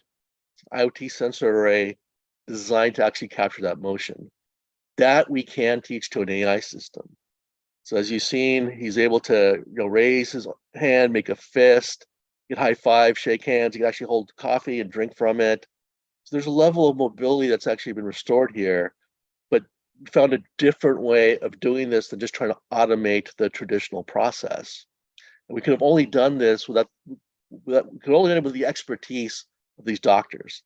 And this is actually how AI really works. The best AI solutions in any industry, particularly healthcare, really come from the people on the ground. They come from nurses, physicians, assistants, all these folks, clinical researchers, because they understand medicine, healthcare, how the body works, and some of the things around, what triggers what. And that's really the key thing, because I know a lot of people come in saying like, okay, there's a lot of smart technologists, there's a lot of big tech companies. They'll start building, applications and tools for us to use. The truth is they just don't have that kind of knowledge to help you. I mean, no offense, I wouldn't trust Mark Zuckerberg to do open heart surgery on me. What does he really know about that? That's where we have to be cautious, because everyone thinks AI is a lot of coding. It's not. It's very little coding. It's really more about the data and some experimentation. And that's been a common theme, I think, throughout this entire event. We heard in the panel, we heard from the few speakers before, the importance of actually having data. And that's really how AI works. We don't program it, teach it. But if we can do that, we can do some amazing things. And we're already starting to see things like, we have our traditional, demographics like age, gender, location, job title, but we've actually been able to teach AI psychology. So because of that, it can actually analyze things from as little 100 words and decipher you across the 56 personality traits. It can actually infer what your hobbies and interests are, what your opinions and attitudes might be. So even the level of commitment you might have to your treatment program and will you follow through on it. You marry that with another science called neurolinguistics, which is the study of language. Language is really like a fingerprint. This is actual output from an AI system analyzing from a meeting. These guys were nice enough to share it. But you can see whatever they're talking about, the level of commitment that they have, the way that they learn. Are they visual learners? Data? What is their interest? How to actually follow them? They'll even coach you on what words to use to help them understand and make some of these ideas actually resonate with them. So what can we actually do with this? Well, now we know how to speak each person's language, using the preferred channels, offering the right incentives to maximize patient engagement each time, every time. Thanks to these AI tools, doctors have been able to better explain what's going on with the patient and the importance of their treatment plan, to actually assess what's the likelihood that they'll stick to this type of treatment plan, to improve bedside manner, and actually improve overall quality of care. You rifle this over into mental health. At least before the COVID pandemic, loneliness was actually the biggest illness in the world. We now have tools to actually help people that if you do feel lonely, that they feel isolated, and not as a substitute for human engagement, to help create a safe space. If they have an episode in the middle of the night, some resource they can tap into. It's a tool for therapists and psychologists to help them out. Bring it on, bring it for me. Are they Bring them. really Which are suicidal? Are they one? going to unfortunately maybe Bring them. kill themselves? They Bring really them. We're also seeing more use of like ultrasound, giving them the infrastructure in Africa that this is actually could be a much better way to do some disease detection without having to rely on like MRI machines. And so organizations like the United Nations and Intellios are actively trying to teach and implement these tools. They're using AI so that you don't necessarily need to have the equipment in front of you. They can teach you through your screen, haptics, those types of things, as well as start building a data set specifically on the various regional African populations. So this resonates and it actually has more value. In fact, one of the things that's actually happening right now with AI is the use of synthetic data, which is fake data that looks like real data, because often we don't have enough data to teach the machine. But now we're starting to see this with synthetic imaging. So we can actually build up data sets much, much faster so that we can accelerate quality of care. And then drugs, pharmaceuticals, it's being used across the board. Ironically, thanks to some of this, data science and analytics, it's now believed that 1/3 of drugs may have been prematurely abandoned because of poor patient candidate selection, or it might have been more of a localized population that would actually benefit from that. And obviously there's lots of diseases, some a little bit rare, some again regional. There's a lot of tools that are actually getting built to kind of commoditize this, so you don't need specialized equipment. You can also accelerate molecule development and drug discovery. So I'm going to play another quick little video right here. This is an overview of something called Pernicious AI. They have a Lyme tool that they make available for the average researcher anywhere in the world to help them actually do drug discovery. With Lyme drug design, users can simply provide the protein structure and site of interest for any therapeutic target and harness the full power of AI at their fingertips.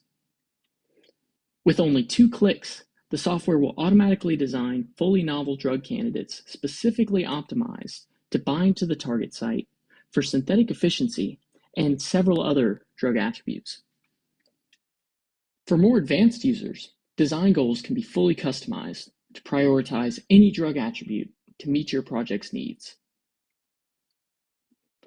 After clicking Design Novel Drug Candidates, the software will automatically task thousands of computers on your project, designing drug candidates fully autonomously to save practitioners from the tedious work of hit identification and lead optimization. Within 3 days, the drug candidates will be ready to view, with results from molecular dynamic simulations, cheminformatics screening, advanced AI predictions, and many of the softwares you're already using today. Additionally, each molecule comes with a 3D visualization of both the drug and its predicted binding modes, along with pre-computed synthetic routes using only commercially available materials. For drug repurposing, users can upload any number of their own molecules using the screen option. By providing the drugs in SMILE format, they'll be automatically screened and added to the view page. So again, you can see the ability to help commoditize some of this work through AI so that we can actually do things with less resources and hopefully faster. Now, we've heard a lot of challenges. I don't want to mislead anyone. There's a lot of power here, but you got to have enough data. As we've all heard. You need the subject matter experts. And this is one area a lot of people stumble around on, unfortunately, because like I said, AI is not programmed, it's trained. So you need the subject matter experts available to teach the machine. And that's why your training strategy becomes very critical. You have to think about things like, unfortunately, bias, as we heard during the panel. So the worst thing is really implicit bias, which is why we really need, people that are in the populations or people providing the actual quality of care in a localized area to be involved in that level of training. Otherwise, we're not going to have the proper diversity in our training sets to actually help that population out. So there's obviously a lot of things that have been done around the world. There are some great things happening right now in Africa, but there's opportunity for all of us, right? Across the board, from the patient side all the way to the physician side, there are opportunities for us to actually do more with these tool sets to actually help more people, improve quality of care, make healthcare more accessible and affordable for general populations. I ask of you, do not wait for other people or tech companies trying to figure this out. I think each of you know something or experience a pain point. Learn a little bit about these AI capabilities and see what you might be able to do to be a driver of these changes rather than just a passenger. So that's kind of my homework assignment for all of you. So I like this quote from Peter Drucker: the best way to predict the future is to create it. That's the opportunity we have with AI in healthcare right now. Each one of us can help create that future that we want. With that, I thank everyone for your time, and I hope this was helpful. And I think we have time for Q&A scheduled in the agenda, so I'll back out for a moment.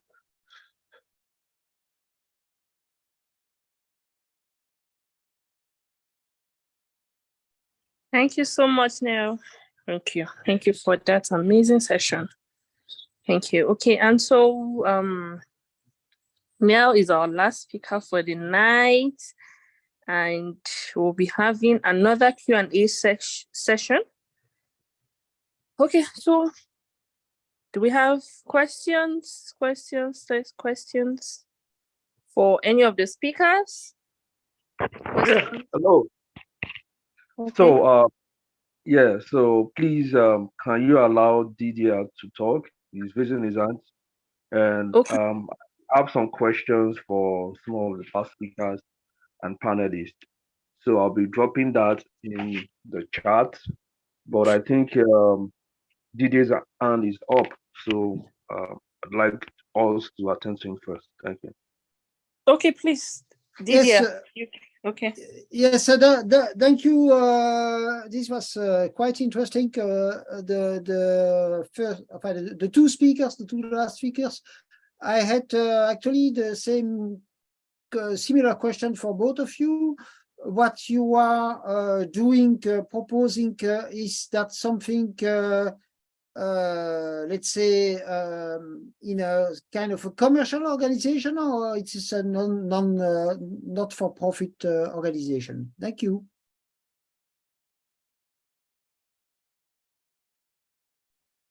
All right. Okay. I can see. Thank you, Didier. I think I can see someone's hands up. Jamin.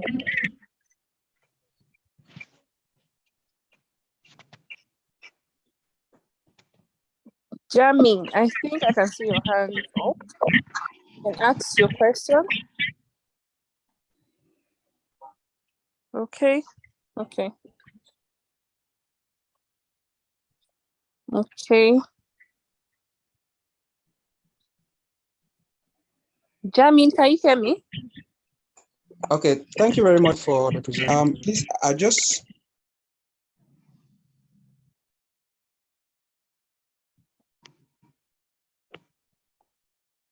You are muted, Jamin. Jamin, I think you're muted.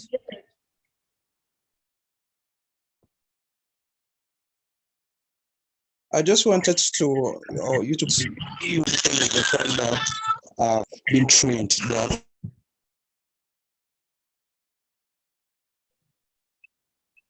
Hi, Jamin, we can't hear you. We can't hear you.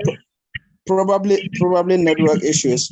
What I was saying is that I was appreciating Neil for the presentation, and I was just highlighting that in the course of his presentation, he did make mention of the fact that AI tools are not being programmed; they are being trained. So I was just pleading that he throw more light as far as that is concerned.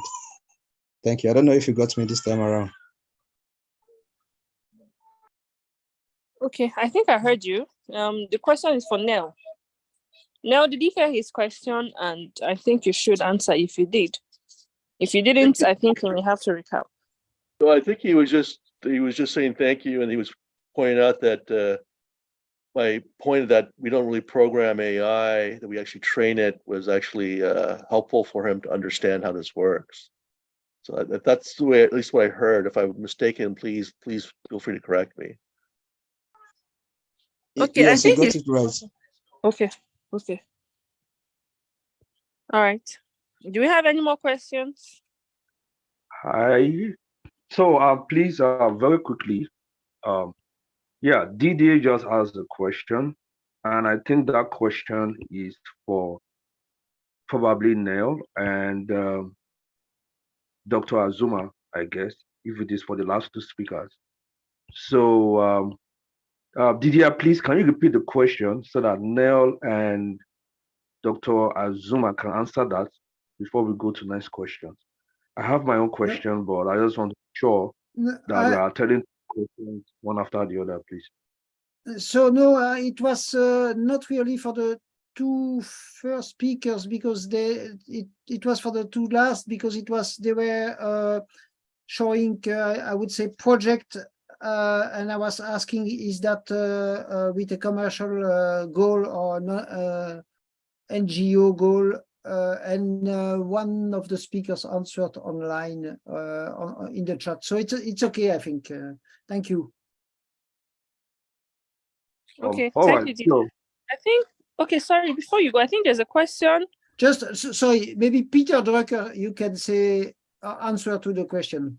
Just, is your project kind of commercial or is it non-for-profit? Not for profit, sorry.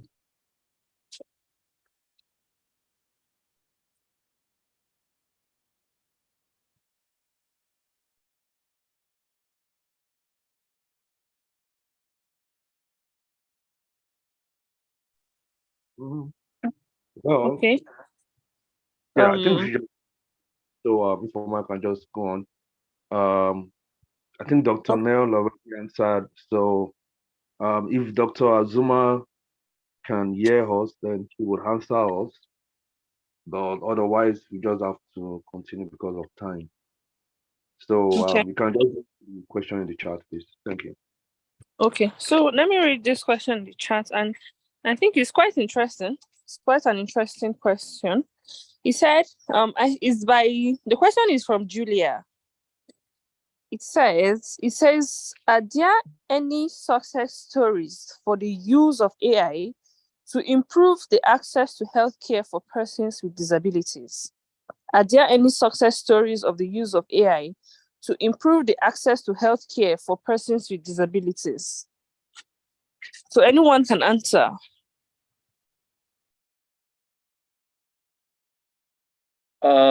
I mean, I'll go first. There's two examples that I'll share. So one, something called Seeing AI that was done in partnership with a nonprofit at Microsoft. And so you can actually use your mobile device, like your mobile phone. And if you're vision impaired, it will actually, the camera will actually look and the AI will actually describe what it sees.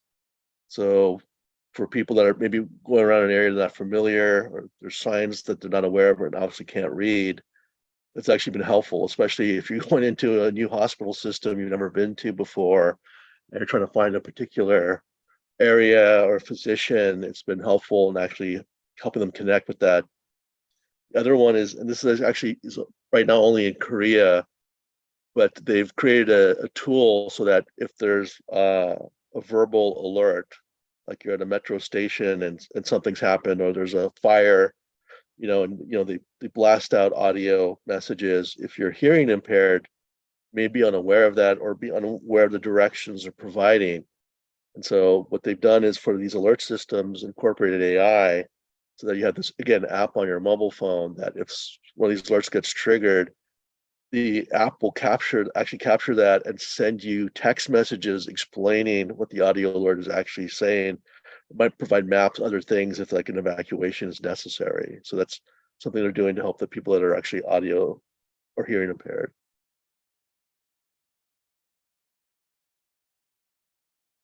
Oh, thank you so much, Neil. Thank you for that, for the answer. Okay. So are there any more questions?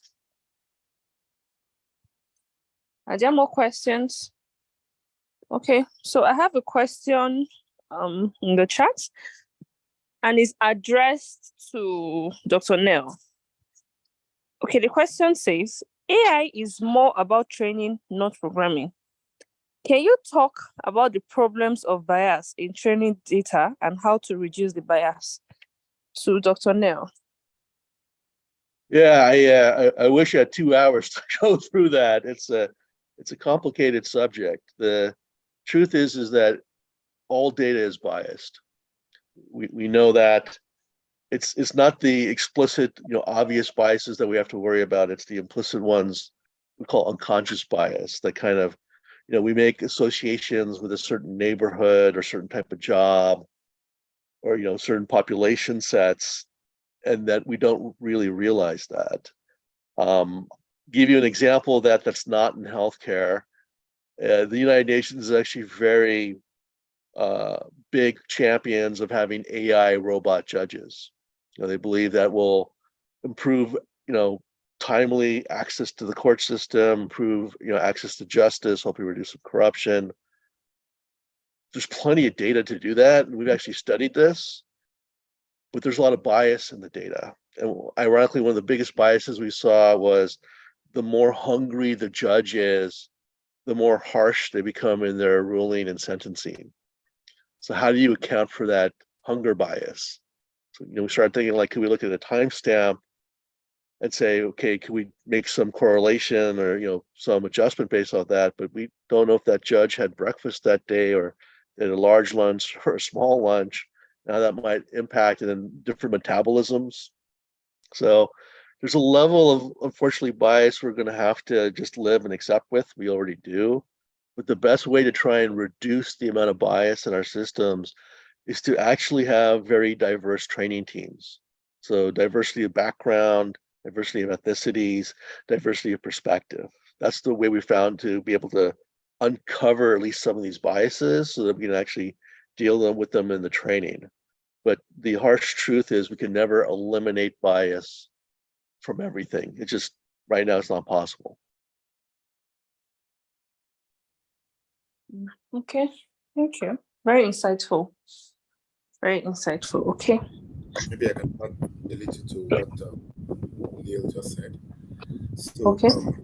Just to also add that it's important that to minimize bias, the way the data is collected is actually very important. We need to take a look at that because in most African settings, the way data is collected is there a lot of bias is introduced. The data is not of good quality, and if you use data that is not good quality to actually train a model. It's going to replicate whatever guide it has from the data. So it's important to collect data well, have systems that ensure quality data, has systems in place that ensure that human error during data entry or during data capture is minimized to the barest minimum. Because if bias is introduced in the data capture or data entry or how the data is collected, ultimately it's going to show up in the model, the way the model is trained. So that's also really key when we look at the bias aspect of AI. Thank you.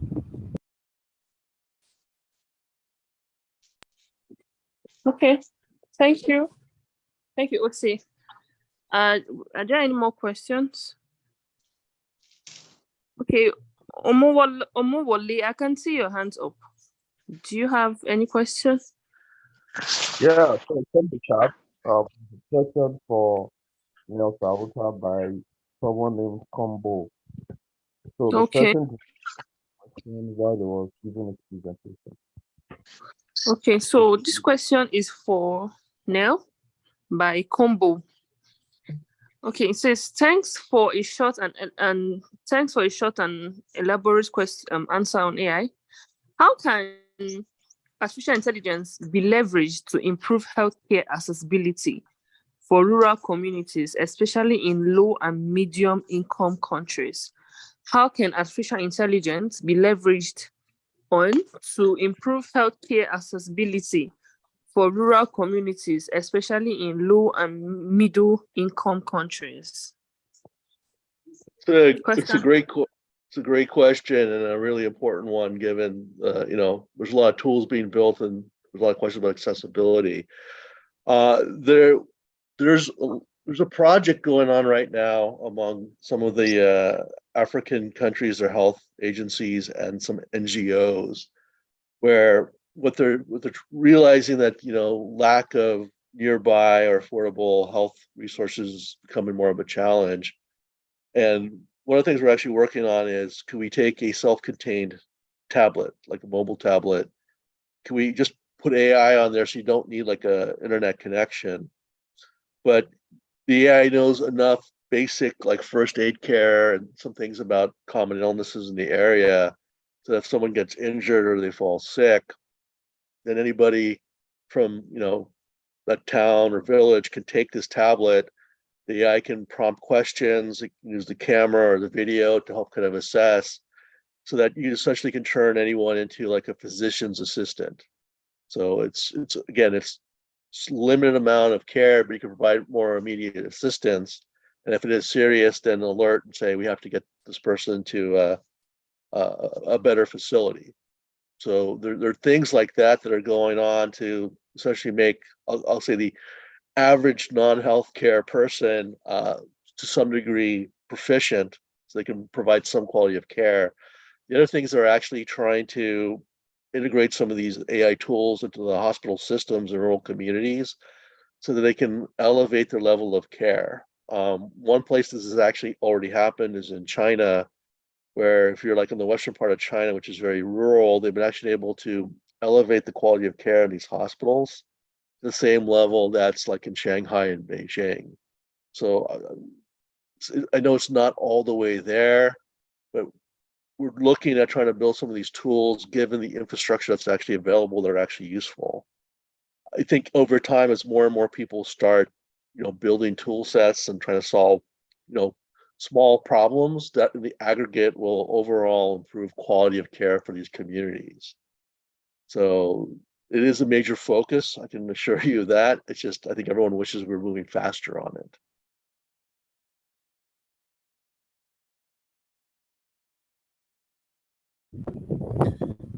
Maybe I can add to this too, if you allow me. So 2 examples from a Nigerian context. Yeah, Dr. Neil already spoke to one about telemedicine. I know that's happening in most locations in rural communities in Nigeria. And the interesting thing is that you can access, with your mobile phone, you can access these platforms as little as $500 the last time I checked. The other thing is one of the state governments in Nigeria has signed a contract with a company called Zipline, and they're able to deliver drugs using drone technology and AI to deliver drugs to creeks where it might take days to be able to access, because there are no roads. You have to use maybe boats or something to get across to those communities. They're using drone technology and AI to actually deliver drugs to these communities, and it's making it easy for people that geographically they're marginalized, they're unable to access healthcare, but they receive their own drugs based on that initiative. So yeah, these are the two examples I have. I thought I should share.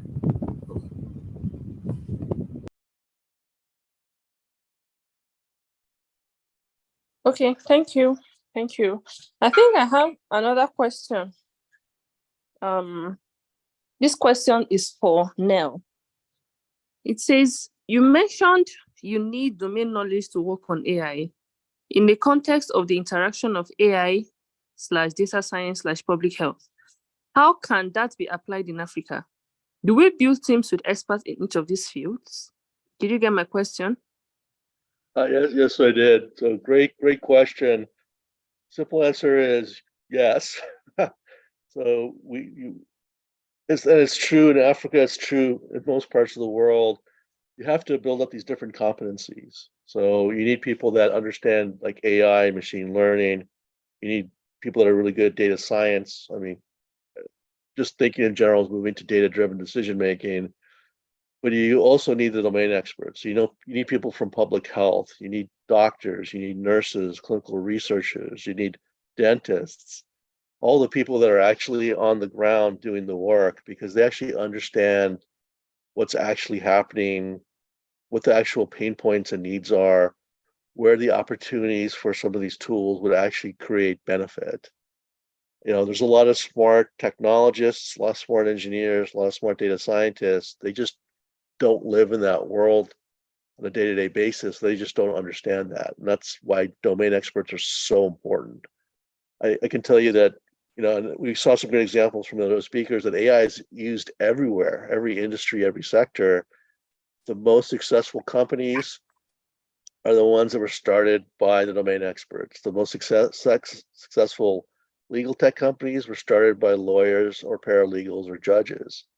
The most successful marketing companies using AI were actually started by marketers and salespeople.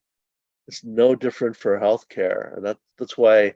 And I know I see a lot of it, unfortunately, is that there are a lot of people kind of just waiting, saying like, "Well, I'm waiting for Google or Microsoft or some of these guys to build something for me." They just don't know what you're going through.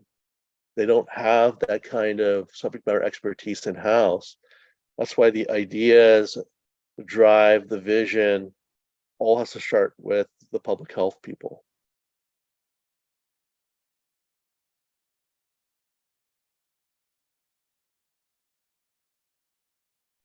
Okay, thank you. Thank you, Nell. Thank you again. And I have another question. Now, this question is for Nell or any other person. Any other person can answer this question. It says, what are the ethical issues with using AI for giving medical advices? What are the ethical issues with using AI for giving medical advice? I'm happy to go first. I mean, there's a lot, especially in healthcare. We're very concerned about accuracy, or something that might lead to misdiagnosis. There's no AI tool, and there's no one advocating that AI is the one actually making the diagnosis. All it is providing information, so more data points for doctors and nurses do their work, make their decisions. Like, ultimately, diagnosis and treatment still lies with the physician. So there's a lot of investment made by all these organizations to help build truth and trust in the technology. We really train, in some cases, overtrain these tools to try and avoid some of these accuracy issues. But that's one of the biggest fears, is that it's going to make a mistake. And the truth is, it will make a mistake. It's never going to be perfect. It doesn't have perfect teachers. It's just a question, is the combination of human doctor and the AI tool more accurate together. And we've seen some of that, like being able to detect lung cancer from x-rays. It used to be about 50% by a human radiologist. Now with some of these AI tools and the human radiologist, it's about 90%. So that's really what we're trying to aim for here, but we're not trying to substitute out human healthcare professionals with machines. We're not advocating AI make the diagnosis, just provide more data points for the healthcare workers. Thank you, Neil. Thank you for that response. Okay, so I have another question, and the question May I add two short things? Okay. For me, there are two other very important ethical issues. The first one is kind of a global one. It's each time you have the choice between using AI for giving medical issues and using, let's say, human beings, you have to choose AI when it is better. You know, just that, you know, when AI is better than humans, you have to use AI, and when humans are better than AI, you have to use humans. And the second ethical issue is, and this is a very important one, is that at the moment you have the possibility, some people have more possibility to use medical advice than others because AI software is very often commercial AI software. So the ethical issue is how to have AI accessible, medical AI accessible to everybody and not to a few. So how to have open source, among other things, open source medical AI. And I think this is especially important in African countries where most people cannot afford to have to buy or to pay for commercial AI. That's it.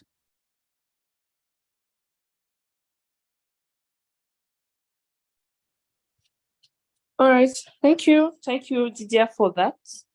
Thank you so much. Okay, I have a question here for Dr. Azuma and any other person. It says, AI is necessary in Africa to address the medical needs of the community, such as access to care, shifting from sick care to preventive care. Explain how to shift from sick care to preventive care in African context. Wow, that's a very, thank you for asking that question. I would suggest that why we focus more on sick care is cost, right? Because when you're struggling to meet your daily needs, such as sustenance to eat, you don't want to spend money to just go get a checkup. You don't want to spend money to just go get your teeth cleaned, right? So it's more of the need stratification. And to most people, they don't see the necessity to go see a doctor when they're not sick because they don't have extra money, or because we don't have, universal healthcare, at least let's say in Nigeria, and we don't have that. So if we had that, then most people will be able to go see their doctor. But we know that prevention is just better than cure. And that's where we're shifting medicine. Medicine used to be more pathological, treatment of pathology. But as we advance in medicine, we see prevention is better than cure. You see DARE's organization, Healthy Aging, right? Aging is not a disease. It's just you have to prepare for it. So similarly, it's just a cultural mindset. It's just a financial constriction that prevents us from getting preventative care or preventive care. We know preventive care is so important. And with AI, we can do that through checking your blood pressure remotely, or even just as One of our speakers talked about change management, right? So we just have to change how we see things. We have to change how we implement medicine, because we can teach people through machine learning what basic preventions they can do at home, right? So preventative care is knowing your blood pressure, knowing your weight, knowing your cholesterol level. Maybe we don't need to do that in a healthcare facility. Maybe we don't need to do that in a clinic. Maybe we just need to use social media and send equipments to people's homes. Maybe we need to build more community centers in our communities that can do that, not requiring a physician or even a nurse, maybe a community educator.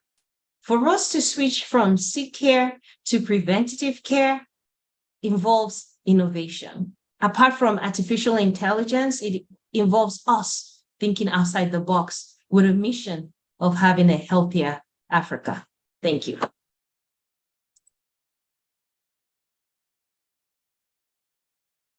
Okay, so thank you, Dr. Azuma, for that. I really appreciate. I have a question regarding the underutilization of AI. I just guess that I got that right. So, but this question is for Dr. Nell. I'm going to also post in the chat. So, for a moment. And that's in a moment.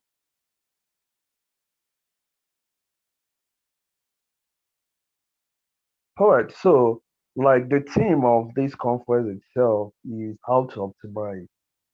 We are looking at optimizing the healthcare problem in Africa, for instance. And when we're talking about Africa, we're not just looking at the countries in Africa alone. We have those kind of communities all around the world that are just trying to embrace technology to solve more problems. So, Dr. Nell, you mentioned something about we're using just 20 to 30% value of AI, paraphrase though. So, what can we do to change that narrative, especially in the context of the theme of this conference? How do we optimize? So, I'm guessing if in the developed world, for instance, where we have lots of AI engineers, if they are only just getting like 20 to 30% value of AI, then I'm wondering what we are getting in Africa from AI. So the exact question is, how do we optimize AI? If we're just getting or doing like 20%, how can we move from like 20 to like 40%? Thank you. Yeah, no, it's a good question. I mean, one is to get away from just trying to replicate what's already out there. Africa is actually a great example of the ability to leapfrog. If you think about mobile technology, like there was no real landline infrastructure like you saw akin to Europe or North America. Rather than try and replicate that as a step, there was a big jump in towards mobile, and that's why actually Africa is very advanced when it comes to mobile apps and like mobile payments. There's a similar type of thing here where you don't have to try and replicate what other people have done. There's an opportunity to leapfrog. But to build that foundation, it's not just about, how do we do something different, how we think differently. It's also building some of the infrastructure, and some of that is actually around what we've been talking about, the data. You need the data to teach the AI. That's got to be a very foundational step. So if you're really trying to like 2x that and start optimizing, yeah, you build the workforce, you use other things, but you need to have the data, the subject matter experts, and people looking at their normal jobs in healthcare and saying, like, I know these are the problems. In an ideal world, how could I solve that? Rather than just accept the problems or the workarounds. If I had free reign, feasible or not, how would I really like prefer to do that? And that's the way to start thinking about this to unlock more of the value for AI, because it has these new capabilities. Some of those things that we thought were not doable, not feasible, are suddenly now feasible. Like I hear from a lot of people that they never would have imagined the machine could read the emotional state of a person, but it's body language. It's what we call kinesiology. It's word choice. It's tone of voice. and AI has that laser-like focus, we can actually get a much better assessment of a person's like mental state that way. We've ironically found that people are more honest with AI chatbots, that they'll tell the chatbot things they won't normally tell their doctor, because they feel like if they speak with another human being, they're being judged. And so suddenly AI becomes a much more interesting way to get meaningful, true data from patients. So these are the opportunities we have to really start understanding and looking for. I wish I could just give you a list, but unfortunately, this is not how it works. So we kind of be a little bit more open-minded, but think about, again, we know how we do things today and why they may not be necessarily broken. Is there a better way of doing this? And that's how we really start, upping that percentage of value from AI.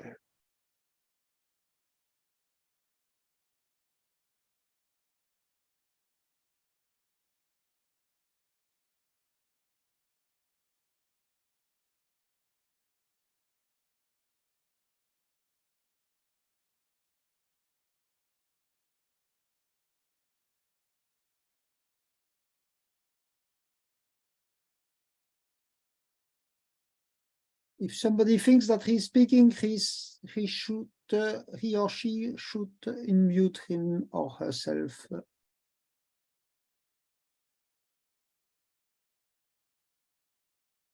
But I see that Agbolat was falling because of technical problem.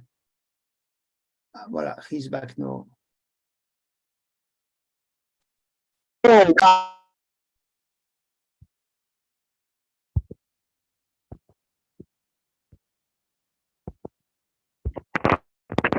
Hello, everyone. Yeah, hello. Go ahead, Agbolad. I saw that you had technical problem. So yeah, it was the first. Yeah, go ahead. Okay, all right, thank you. So yeah, so I got most of the things Nell has shared, and somewhere in my mind I'm just connecting the dots. So the next question I have is for Mr. Olster. So Mr. Olster said everything is not data, everything is not about data. And then Dr. Nell also buttressed that point that you just don't need the data. The data is very important, but you also need domain expertise. You need people who are experts in the field that you're working on. So my question goes to Dr. Ose. So you said, so everything is not about data, everything is not about AI. Solving this or optimizing public health in Nigeria and Africa. Apart from the data and apart from getting experts to work with, what else do you think is needed to really optimize healthcare, public healthcare in Nigeria and Africa?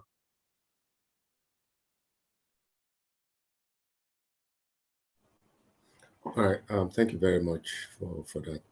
So I close with a statement that say that AI will not solve all our problems, considering the fact that a lot of people now think that because we have AI, it should solve all our problems. There are a lot of challenges that we have to address as Africans, because if we don't address those challenges, even if you use a model or use artificial intelligence, it's still going to give you garbage in, garbage out, because the data you use in training that model that's the data that the model is going to use to make predictions. And when the data is not correct, like I said earlier, if it's not of good quality, then it affects it defeats the whole purpose that we're trying to achieve. So first, we need to be sure that we have good quality data. We need to be sure that we have people that are trained to do the work that they need to do. We need to ensure that there are clinicians that are available to provide services to clients. We need to ensure that infrastructure is adequate. So all these things are critical. Even AI is not going to solve all these problems for us, but government policies, government policies and actually right investment will help make some of these things available. Training of of healthcare workers, retraining healthcare workers is going to make this possible in this context. And then if you have this aspect taken care of, and then you layer on artificial intelligence using the data, the good quality data you've collected, this will make us have better health systems and better health outcomes. Talk about supply chain. You have good data for supply chain. You have good data for logistics, and you feed those data into the machine or the algorithms. It's easier for the algorithm to make better predictions using good quality data. So it's important that there is quality, and the people that make those quality data possible are the healthcare workers and the systems that you've built. So you need to be sure that you build the adequate systems to ensure that the data is of good quality. There are processes that ensure that data is of good quality. There are processes in place that ensure that people are well trained and mentored and given the right tools and given the right support to work in the space that they have been given to work in. Without that, using machine learning or artificial intelligence, we might not get the result, or it might not achieve the purpose that we need it to achieve, but we need to get the basics right. Thank you. Sorry, let me ask. Thanks for that. Okay, there's something I've discovered. As someone I've worked with various machine learning models before, most of the data set I've used are from research organization from the West. For example, in the US, you have Stanford University and some other university providing this data set. I think universities in Nigeria and Africa, most times, they don't involve in this kind of research. We expect them to be doing this kind of things, not just the average medical doctor in one hospital like that. Mostly they don't have that time. But we are expecting university to actually step in, get this data set and make them available for open source use. We're not saying that they should be proprietary data, just open source, then let our university contribute as well. But they're not doing that. I think there should be a way to actually involve them. It starts from the schools, universities, colleges, and all of that. So I think there should be a way we should involve them in it. They are the one that have that time to do research. They have the students to help them in data gathering, all of that. I don't think we should be expecting much from the medical doctor who is just practicing in one hospital like that. We're not going to get much from them. But there's a way we can involve schools and various laboratories in the country. I think that's a very good start, because I've worked with so many data sets, and most of them are from research institutions in America and Europe. And they all, we have one for leukemia and histopathology data, and they are from universities. Cancer, different kind of cancer, pathological data, they are from universities. And people are using them to, write their research papers, their theses, all of that. But we don't have that here. I think our schools need to step in. So that's just what I have to say. Okay, so thank you, Mr. Otse and Harlan. So Mr. Otse, so the actual word you use is that AI is not a magic bullet, something like that. So I like that word. So I'll take note of that. So because I've noticed that, like, at times people just think about it like AI is everywhere. So if I introduce AI to anything I'm doing, it's going to automatically solve the problem, So I appreciate your feedback on that. And then also, Harlan, talking about how academic institutions need to step in. Now, on that, I think lots of universities in Nigeria have students, and those students, they do research paper. They do their projects, they do theses, they do dissertations, and all of that. But I don't want to go into that direction now. So the question I have for you, Mr. Harlan, is this. You mentioned something about data from social media. All right. And then I want to contrast that with what Mrs. Ifoma said. She said something about data. She said, we have lots of data. I guess maybe in Nigeria or talking about Africa. She said we have lots of data, but we don't know what to do without data. All right. So, Harlan, do you think that is correct first? Do you think in Nigeria and Africa we have lots of data, but don't know what to do with that?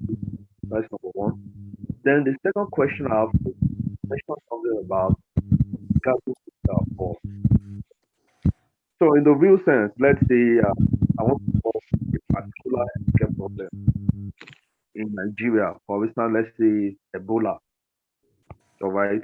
So how can data from social media help me in training an AI model that can be useful for people who want to know more about the problem and possible solutions? So I hope my question is clear, Mr. Allen. Yeah, okay. Let me take the last one first. So thank you. Yeah. So let me take the last one. I believe you can hear me. So the social media data gathering. Okay, let's look back to when COVID-19 came out in 2019. Some of us were working on a project that can help track how far it has spread, in different part of the world. So that very data they were all collected from the internet, from social media mostly, where we track what people are saying, like sentimental analysis to see if the severity of the case, sentiment analysis is all about detecting positivity or negativity in a text. So we use that to actually track how far it has spread. And areas that are also contained it, we can also use that to track how far areas that are already contained in all of that. So when it comes to social media, it's all about tracking the spread of disease or virus, and also how to contain them within a particular region, where the outbreak happens. So that's what where that comes into. It's not like you're gonna get any kind of biological data from social media. Nobody shares their biological data on the social media, but people can share what happened, what's going on in their area. Like during time of Ebola, we have a lot of people from Nigeria going to the internet, cases in their area or not. The same thing also happened of COVID-19. We can use that to track how far and also tell people that, look, this area, you shouldn't go there. There's an outbreak in our area, something like that. So social media is a very good tool for that. We can get a lot of, sentiments data from social media regarding outbreak or disease control. Then when it comes to, and let me just add one more. With such data, we can also track how far it's spreading using, doing all sort of mathematical calculations to the rate of change of that very disease, how fast it's spreading, and also to know how the area it might go next. Using predictive model, we can actually predict, okay, with this very momentum, we expect this very outbreak to reach a particular area. So that's it. So all these things, social media data can help in that. Then coming to if your question or statement regarding data availability in Africa, I might say yes, we have data, but one of our major problems is that we don't know how to maintain or curate data. I think that's our major problem. We don't know how to curate them either in electronic form or in a form that can be trained using AI model. For example, let's talk about hospitals. We have a lot of files, medical files in the hospitals with several, electronic, most of our doctors get electronic data from this from electronic device, but they still enter those data on a paper. Instead of saving them on the computer, they still want to put them on the computer. So on the paper. So because of that, we can actually, curate this data for predictive models. So they are data, but we don't have them ready for predicting model. So I think the major work is actually bring this data together, curating them. I mean, using domain knowledge, just like some of our speakers have said, using domain knowledge to extract the right features from this data so we can make accurate predictions from them. So I'll say yes, there are data, but we don't know how, we still have problem bringing them together and curating them for predictive models. I think that's also one of our major problems. So, yeah. Okay, all right. So, Mr. Allen, thank you for your input. That goes a long way. Although I still have more questions regarding that use of social media, and all of that, but because of time, we just leave that for now. There's a question on the chat, but I just quickly want to ask Mr. Otse a question. related to what Mr. Allen has already said. So, Mr. Ose, you mentioned something about data fragmentation problem, right? So, what do you think is the solution to the public health data fragmentation problem in Nigeria and Africa? Thank you very much. So I think for a start, the government needs to take leadership in trying to integrate all our data systems, particularly starting with the Ministry of Health. We need to have government leadership clear and strong in that space. Two, we need a government entity that will lead the integration of data, starting with the health sector. For example, the Ministry of Health. If you want to look at which entity in the Ministry of Health will lead data integration. So NCDC, which is an agency of the Ministry of Health, they have their own surveillance system, which does not directly speak with the other system in the Ministry of Health. The National Primary Healthcare Agency, which is also an agency of the Ministry of Health, they have their own immunization vaccination system, which is different from what the Federal Ministry of Health uses. HIV, TB, malaria, they all have their own system. So we need the government to take leadership and say, okay, bring everybody to the table, and then you provide that leadership. That's one. Then there needs to be an assessment of all the, an assessment or an inventory, if you want to talk about it, an inventory of all the digital tools or the systems that exist within this space. And then we can now develop a plan on how to harmonize and bring them together. Sometimes we might not be able to integrate all these tools because disease areas have peculiar needs that they want to maintain. Something as simple as developing an interoperability layer that connects all the systems together will be really, really key, because, and then we have a unique identifier that identifies that one individual that is HIV positive is the same individual that had TB, and is the same individual that had high blood pressure, and is the same individual that had maybe malaria, or the same woman that is taking her child for vaccination in the clinic. So we need like an interoperability layer that connects all the systems together. That's one. Then we also need like a unique identifier that identifies each individual as unique. And then we need to sustain the momentum of collaboration, because if we don't have this momentum of collaboration, with the leadership, like I said, the entity that's going to provide this leadership will have. If we don't have that momentum, it will be difficult to make this thing happen. So first, we need a government agency that will lead it, or a government department that will lead it, a Federal Ministry of Health department that will lead it. We need to take an inventory of all the systems that we have, develop an interoperability layer, collaborate more, and engage more. Over to you. Okay, yeah. So thank you, Mr. Odse. Wow, that's very interesting. In the future, we'll try to get some representation from government, so as speakers and also as guests and participants, so that they can be involved. All right. So thank you very much for that. So Mr. Otse, so do you think we really need a very good database management system? Because you talk about unique identifier. So are you saying we need a very robust healthcare database in Nigeria and Africa? And then because one thing is to have a database, then another thing is how to now share the data so that researchers can probably mine the data and get some information and all of that. So, but the exact question I'm asking you, Mr. Ose, is, do you really think that we need just a central healthcare, public health database management system for Nigeria as a country and other African countries, so to speak? What do you think? Thank you very much. See, if this question would have come like maybe 15, 20 years ago, I would have said yes.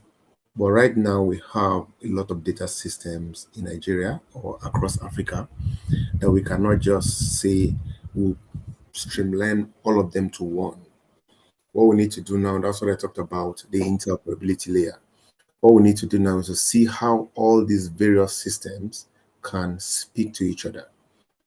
I know countries have been talking about something like a data lake, where you have like a repository where you put all your data inside.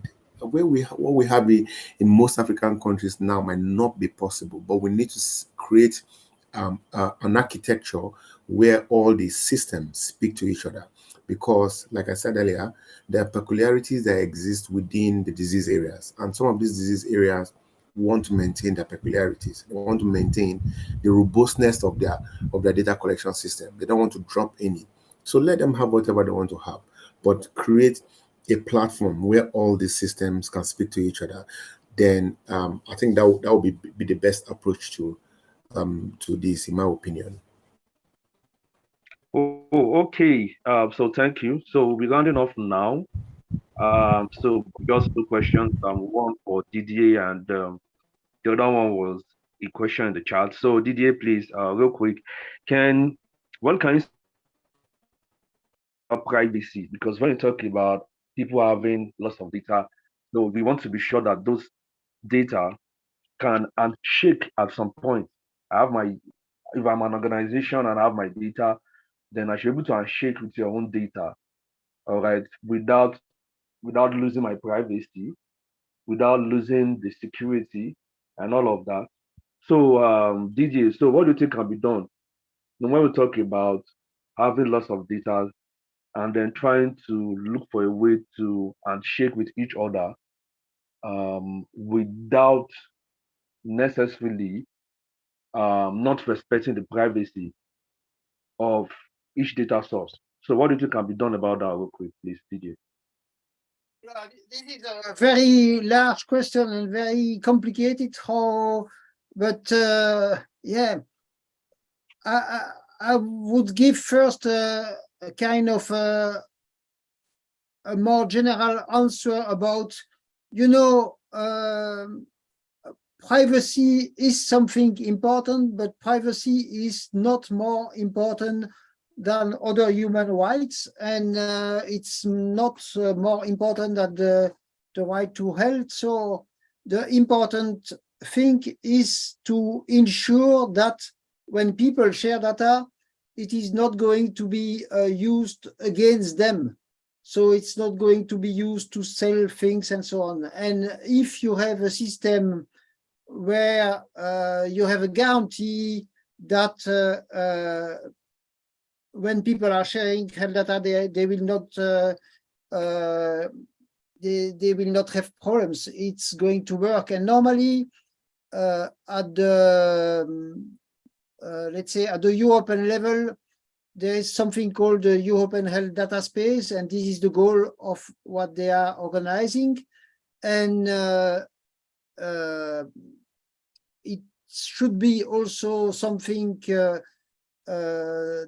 that is, I think, a goal in African countries.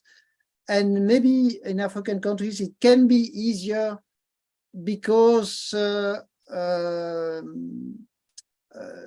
you don't have you have less less layers of regulation than there is in Europe. So that's one part of the answer. And now maybe another part of the answer is yeah, if you can anonymize and pseudonymize the health data enough, then you have less problems of privacy. But yeah, this is your question, Agbola, is a very large question, and my answer is only a small part of the answer. All right, so yeah, thank you, Didier. So I appreciate, well noted. Yeah, so there is a question in the chat. Fortunately, I can't see that question again. Wow.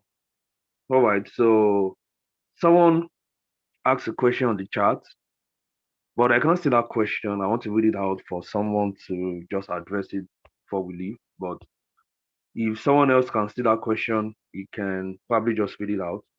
the person was saying that he works with an organization and they have data and they're using some tools and all of that. But I can't find the question now. Then while we wait, so is Brenda there? Brenda, are you still there?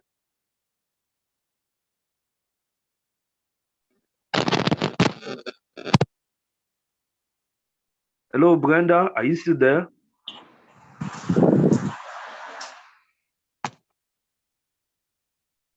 Hello, Brenda, are you there?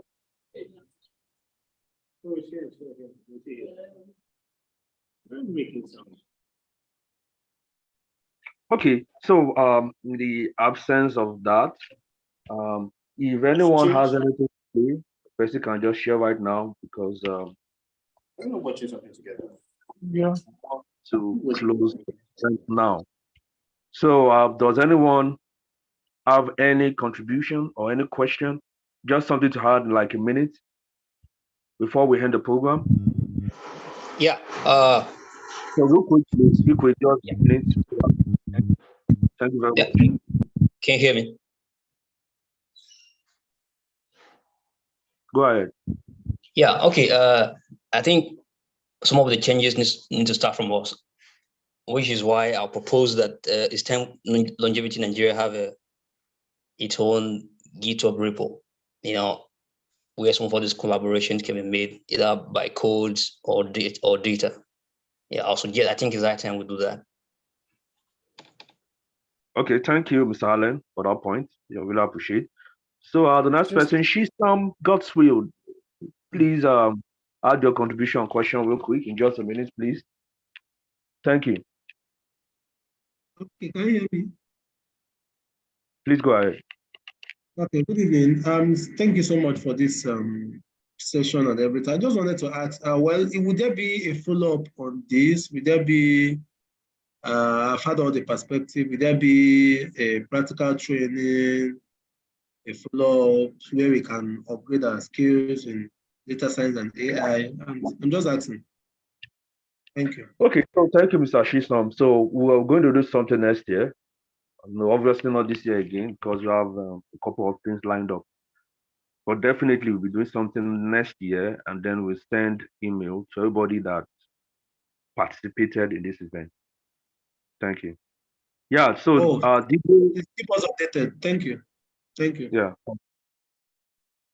So Didier, please. Yeah, first, Agbola, thank you for organizing this once again. And I think it was really useful, and I hope that there will be other Zoom meetings in the same kind of thing. And one of the aspects that I'm following, I will put the link again in the chat. It's something called Longevity GPT.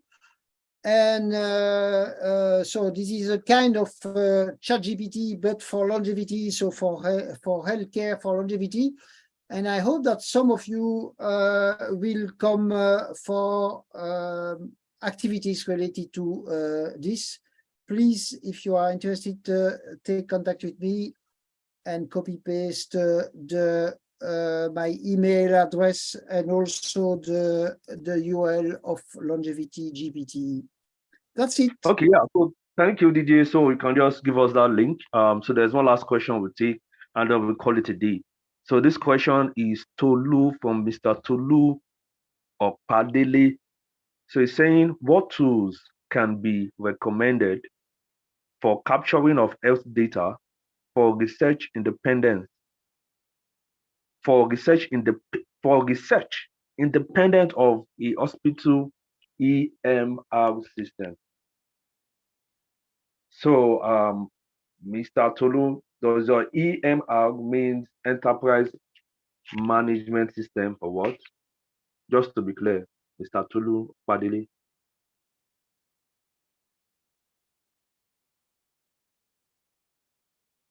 Anyways, Mr. Allen, can you answer that question?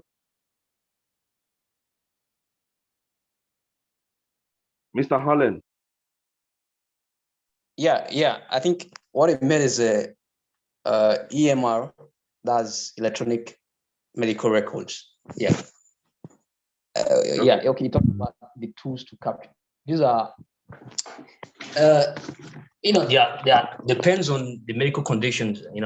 Various medical conditions have their various tools they're using collecting this data. These data they are numerical data most times, and you need to enter them on a CSV file or Excel, for example.